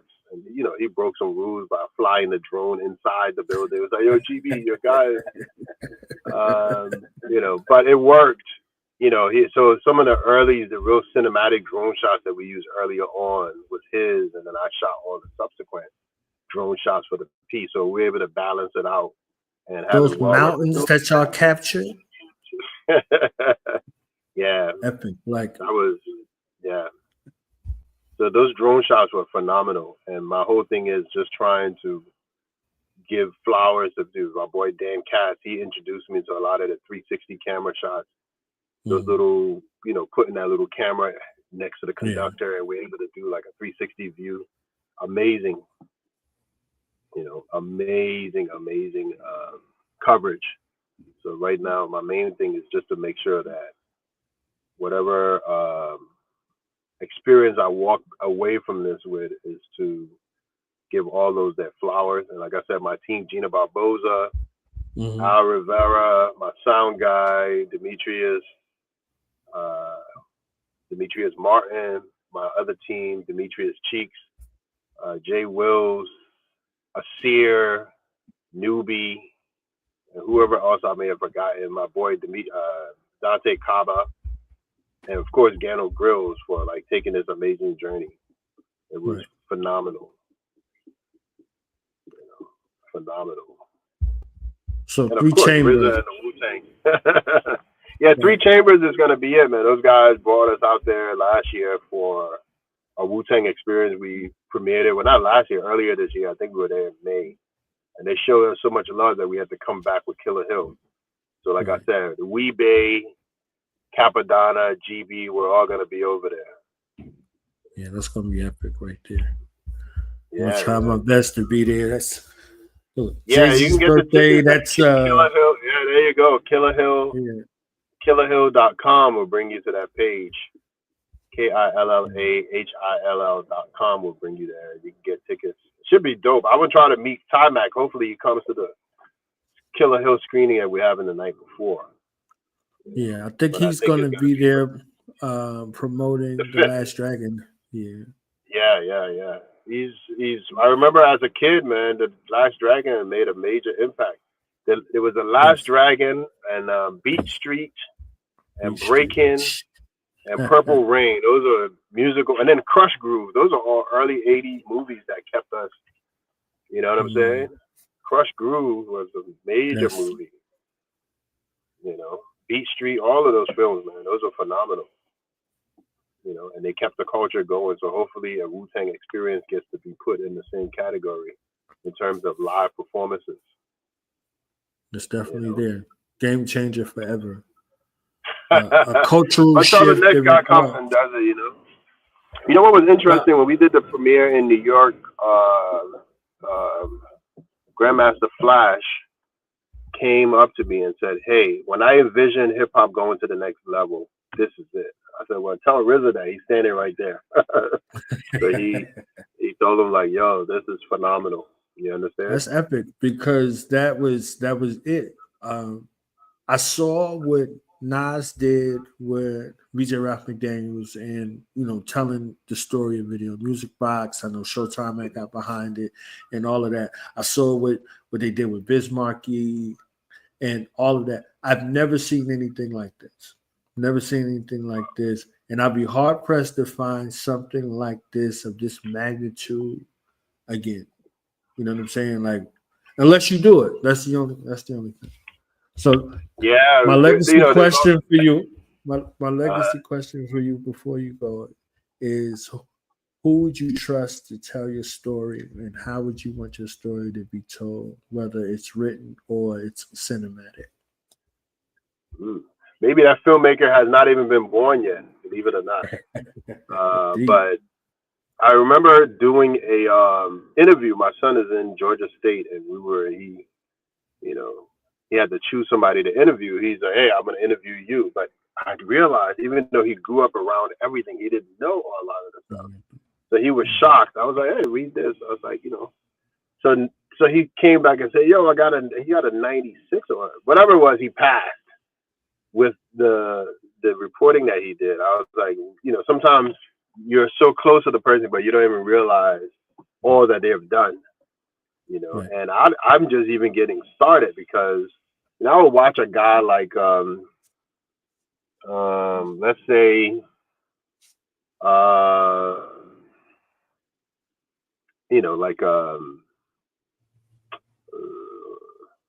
You look at Martin Scorsese or Ridley Scott. Those guys are in their 80s, but they still doing phenomenal work. Yes. You understand? And that's how I hope to be someday. And you can still look at it and be like, this dude is dope. You know, even though he's old as hell, he's able to present. You know, they got their own little style, and hopefully people. And my homegirl Denise Barnes told me that one time. She said, "GB, you know, you got your own style." And I was like, "Wow, I didn't realize it." But people can look at it and say, "Okay, that's a GB joint."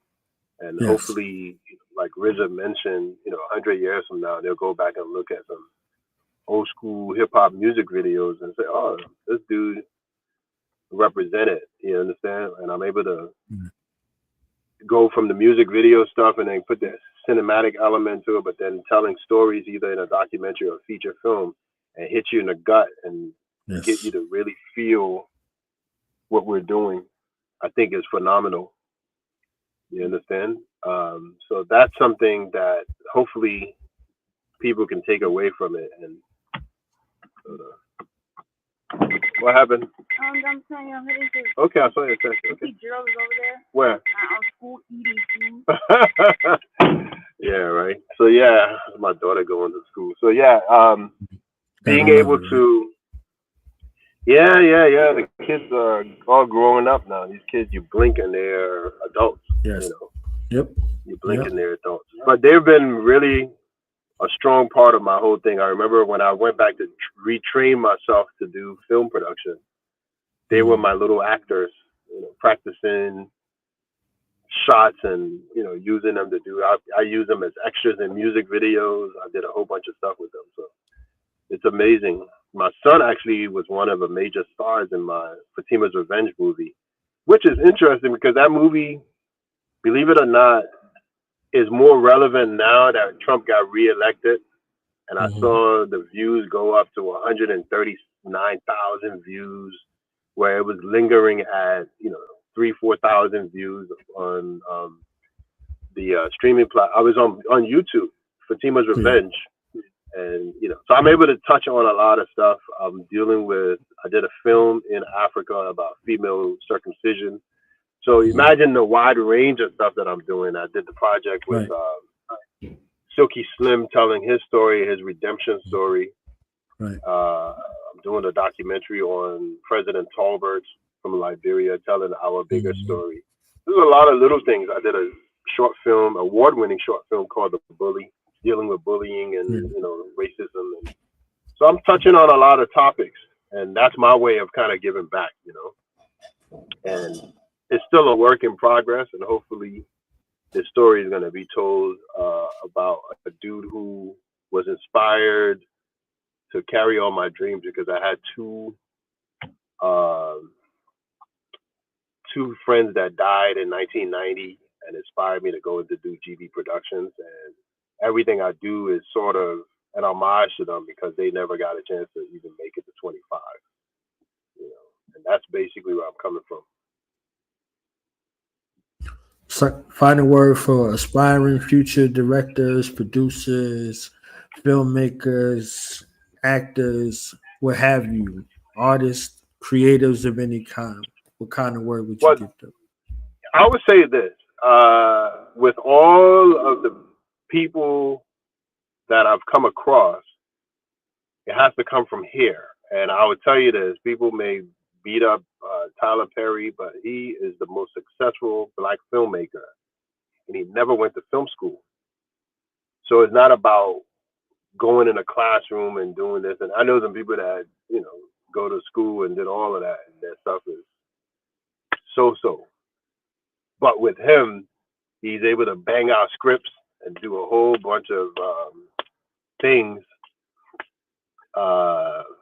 that most people wouldn't even touch. You understand? He's surpassed Spike Lee in terms of his accomplishments. You know, he has TV shows and movies all going, and stage plays all going at the same time. He captured all of those mediums.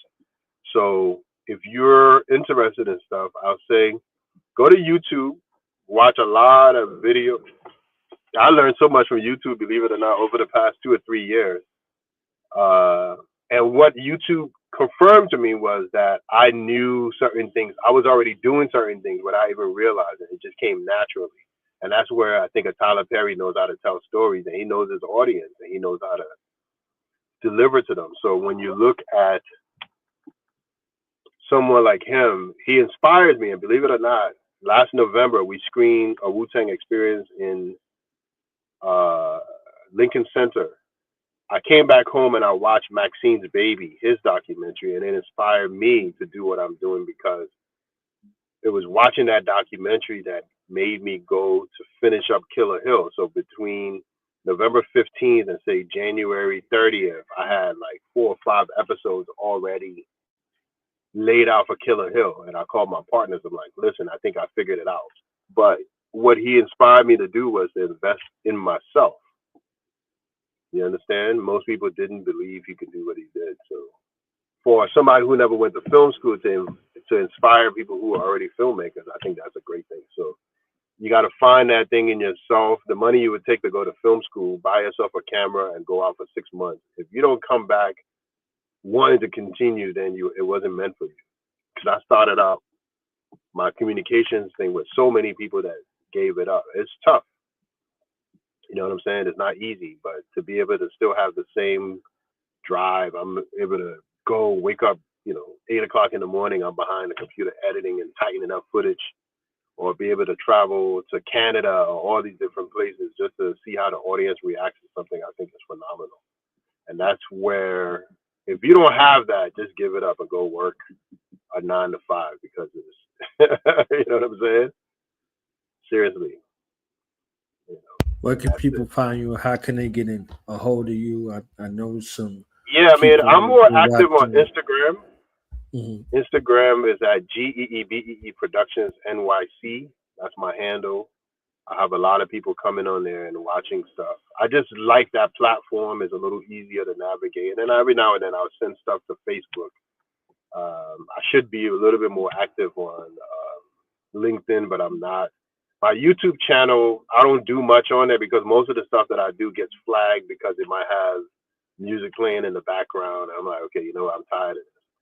But I'm going to take your advice and put up a lot of those interviews, like especially the Wu-Tang, and just raw, unedited interviews online, and that people watch the whole Bobito interview or the whole Papa Wu interview, because I have all of that and I think it's entertaining. Believe it or not, hundreds of thousands of people go and watch the sequence that I have on Notorious B.I.G. or the Craig Mack interview. People just are interested in that. So I'm going to start building that up so that people get to see some of the uncut stuff. And I think that works. Yeah, I would love to curate some sort of reaction video series for you to be able to use. Oh yeah. I'm gonna start putting a lot after of stuff show, whatever it is. So just let me know how I could be assistance to. And I appreciate you recognizing and just taking the time to really set up this interview, man. I appreciate it, especially to be a bridge between the hardcore Wu-Tang fans and say, okay, here's a guy who is behind a lot of the stuff that you like so much. So that's a good thing. One of these Wu Wednesdays, I'll invite you to Killer Priest's platform. We do Wind Down Wednesdays, so I definitely would love to have you over there with that audience. Nice. A lot more exposure to be able to share your story in a more palatable version with Killer Priest himself and his audience. That's my dude. Yeah, so just let me know which one of these Wednesdays you're available and get you over there. No doubt. Now I'll let you know. I'll definitely let you know. And you can always reach out to me too. I'm definitely free. I'll jump on. All right. Right. Okay. I appreciate your time, bro. Appreciate your time and your wisdom. I try my best. All right. Thank you. Honest to you and your family. Peace. All right. Later.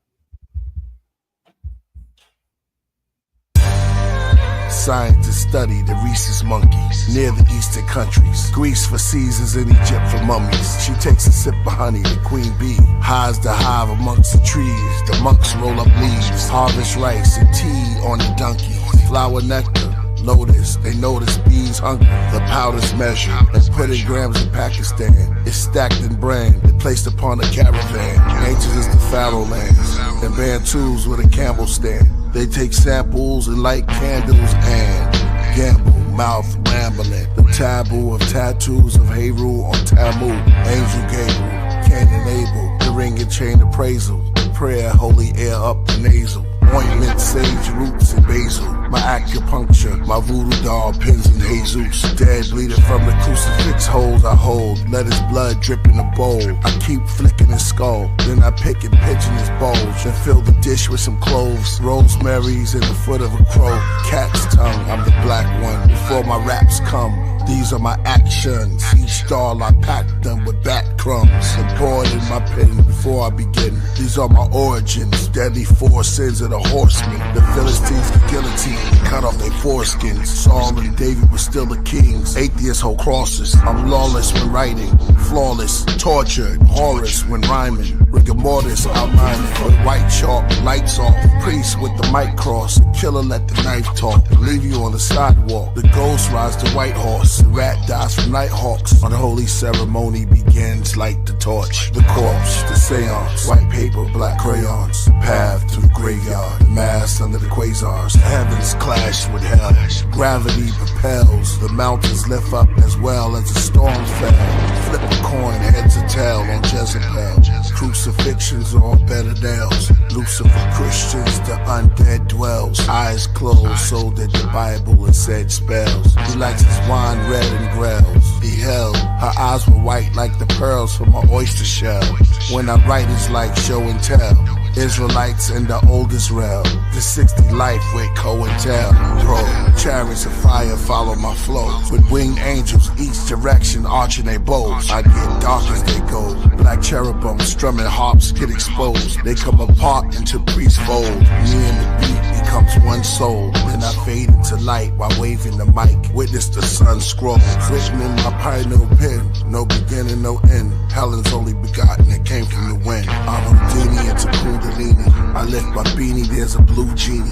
Next to godliness, too cleanly but true kingly. Priest, Absu, Anu, or Inky. Or Inky do, I'm just an MC. KP, the corpse, the seance. White paper, black crayons. The path to the graveyard, the mass under quasars.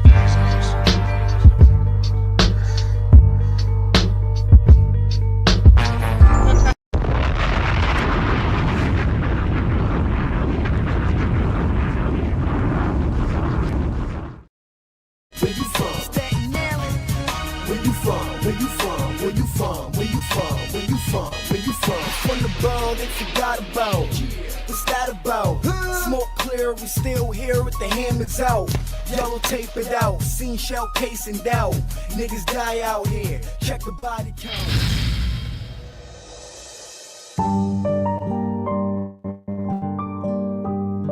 The spring of 1994 brought protests and solidarity to Park Hill with the police killing of Ernest Sayon. Ernest Sayon, aka Rabbit, he was a good brother to me. What the cops did to him was wrong. Dead wrong. Since that day, this tree became a symbol in the memory of a man loved by so many.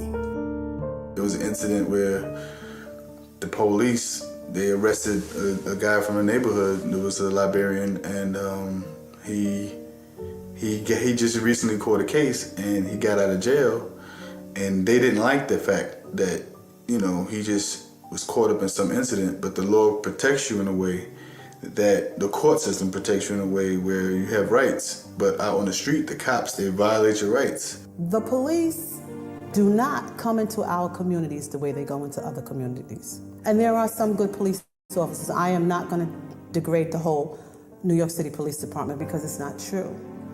But there is a large majority that don't see you and I with the same eye that they see a white woman or a white man, and definitely don't see our children with the same eye as they see a white teen. There's some one day it was Officer Brown. He was just, when I first seen him out there, he was just out there driving up on the sidewalk with his little scooter, just messing with people, harassing people. Where you from? And this guy was a nerd that grew up in the block. Yeah, I said it. And this one particular day, there was some people throwing M80s, these cherry bombs, and it just scared the police, and they jumped out at him. He was just walking down the street. Case was just walking down the street, and the cop walked behind him and hit him in the back of the head with a gun and kind of dazed him, and he went to hold on to a tree. And he hit him again trying to pull him off the tree and knocked him unconscious and then dragged him by his hoodie. And his pants came off, exposing himself in the neighborhood, and meanwhile he's choking the guy, he's unconscious, cut off his air supply. People was outside witnessing this to let him go, that you're choking him, he can't breathe, he's not moving, and they still was choking him. Ernest was a big guy. I felt they felt threatened because of his weight, and they all attacked him. They wrestled him to the floor. It was like 5 or 6 officers over him. I don't know the exact number, but it was more than 3. They was over him. I mean, one of them had the knee on the back, and one had his elbow behind his neck. He's out, cold, clearly. All right, mission accomplished. You a tough guy, you choked him out. He's out. This dude is still going. He's choking the guy, he's unconscious, cut off his air supply, threw him in a van with a bunch of guys that they arrested, and the guys are telling the police, hey, this guy is not, you think he's dead. And they really didn't take it serious until they probably, before they got to the precinct, they moved him, they took him out of the car, and some of his clothes came up missing or whatever, and they was just covered it up. And this is not like they took him to some alley and they beat him out of sight, out of mind. They just was beating him, you know? And it was a black cop.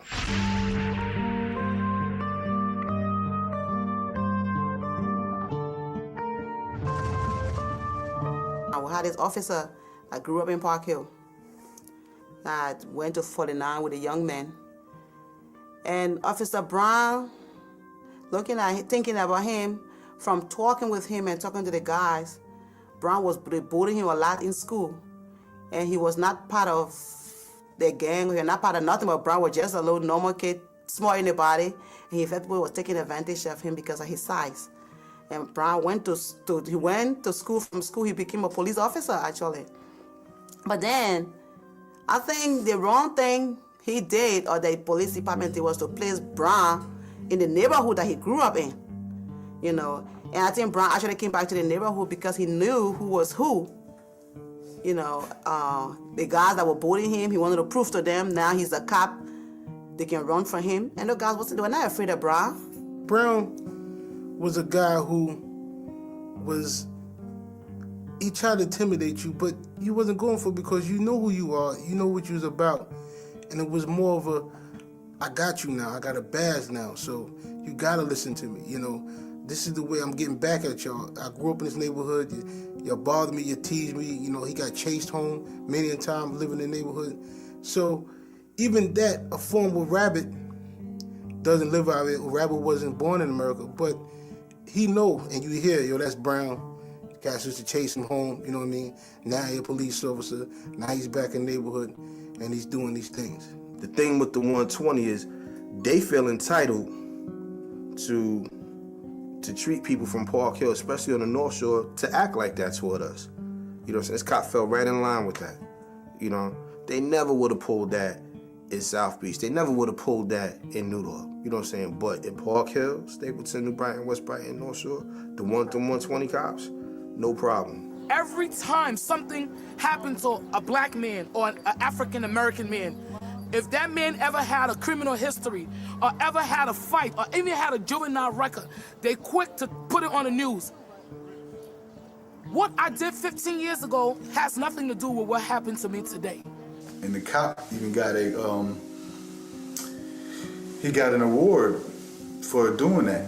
And it just goes back to, you know, the slave mentality on, you know, how things were. But, you know, the guy wasn't a model citizen, but still, it was just to pull somebody off the street like that and just kill him without regard and try to cover it up. And then the city just lets it happen. It's just, you know, what happens in New York City. I mean, all you had to do was lock a person up, handcuff him, or bring him to jail if he did anything. the next day, I heard the brother had passed away. No justice, no peace. No justice, no peace. That was the song. As long as I live, I will never forget that song. That was the song in everybody's mouth. The babies, no justice, no peace.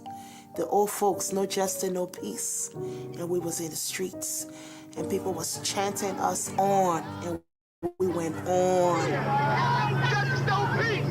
Police do say he died in their custody, but the neighborhood here is telling a very different story. People in the community are claiming that he died because of police brutality. I don't care what NYPD could tell you. I don't care what the hospital could tell you. From what I saw, he didn't look like he was alive. He was just, his neck was hanging to the side. He was not conscious, and they threw him in the back of the van. And these cops were out there smacking him in the face. We didn't know if this kid was dead. We didn't know if they was coercing this kid to try and speak. Then they gonna say, well, it couldn't be racist because it was a black cop who killed a black man. Of course it's racist. A black cop couldn't beat down a white man with the presence of other white cops helping along, okay? Only reason that Ernest died is because he is a black man, and I'm tired of this going on, and I'm not gonna stand for no more. We felt so violated because everybody felt like there's a kid that didn't do a thing to anyone. To me, I look at it as kind of a revolution. At the beginning of a revolution, you started seeing people started realizing that, hey, listen, we need to start getting involved in our community. We need to, to participate and see what's going on, because, we're not in control of our community anymore. The cops are running things. You have precincts, you have cops all over, Park Hill. Pretty much doing whatever they wanted to do. The streets got packed. Everybody. It wasn't about American or African that day. It was about being a Park Hillian, you hear me? We was there. We were soldiers marching to City Hall for our brother. It wasn't just about him, it was about every one of us. Ernest Sayen's death brought to home the problems that Black Americans have been dealing with for centuries. That is racism, in my opinion. That is the power of the police and the brutality that is inflicted upon us. Malcolm X talks about the rooster comes home to roost. Liberians experienced this with the death of Ernest Sayen. It was death by asphyxiation. Here's a young man arrested, taken in police custody, and then he dies in their hands. They killed him. I remember everybody being outraged, everybody being angry. You know what I'm saying? Everybody was on some wanting to kill a cop. And let me tell you something, if Officer Brown gets away with this, which he's not, I don't think it's going to be some shit breaking out. You know what I'm saying? It's going to start from right here, from where the brother lost his life at. We gotta represent, G. We gotta represent. Because if we don't represent, you understand what I'm saying? It could be you the next time. It could be you. Now, people in different neighborhoods, people in white neighborhood, white people in general don't understand that mentality. But when you go up in a neighborhood where you see cops brutalize people for no reason, it's easy to justify why you would want to kill a police officer, any police officer. It's easy to justify that. You know what I'm saying? Who wouldn't want to strike back at a perceived oppressor? What I saw was the Africans and the African Americans coming together to get these answers as to why this Liberian national was killed at the hands of the New York City Police Department. I believe we never got justice for Ernest Sayen. It was kicked under the rug because he was a black man. For the first time, I observed this unity coming into the community. And if there's any kind of concession, it'd be good to know that his death wasn't in vain, that he was able to bring the two communities together, because here you have a Liberian kid who was born in Liberia, who moved to Staten Island and Park Hill, but he was beloved by both sides. And despite whatever road he was going down, his death actually brought the community together. That was my first time really seeing a Liberian becoming active. Prior to that, you had Crown Heights, you had Howard Beach, and all these different things happen. But it wasn't part of the Liberian community. When Rabbit died, people came together, and I saw sort of this unifying of the African Americans on Staten Island. And since then, they've been one strong unit. got the biggest gang in NYC? You think I'll ever stop heckling cops? Try to show some respect for the cops? Who's got the biggest gang in NYC? One zone, they run New York. They get away with murder, literally. Verdict comes in, I wanna kill the jury. Got them on tape and they claim not guilty. When Rodney took knife sticks to the grill piece, and Diallo took 41 shots. The new Millennium song.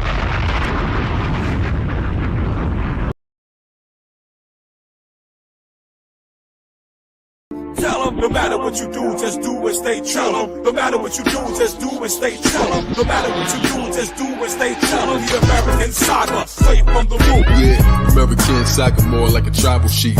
4 chambers in the heart, that's a Bible priest. It's the high Sharif spinal piece. Sword in the middle of the night, chest boxing and Messiah thief. Smoking mirrors just to reflect, no, I'm too high to reach. Dirty, so I toss the last gun, say my final piece. Kai Zodiac, last supper is the final piece.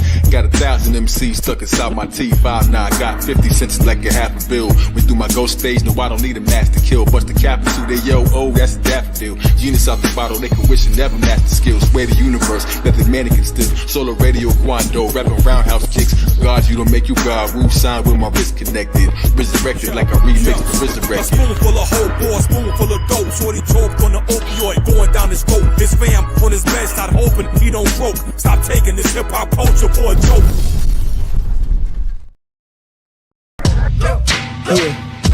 Yeah. Now we gonna tell them that in front. We tell them like this, yo.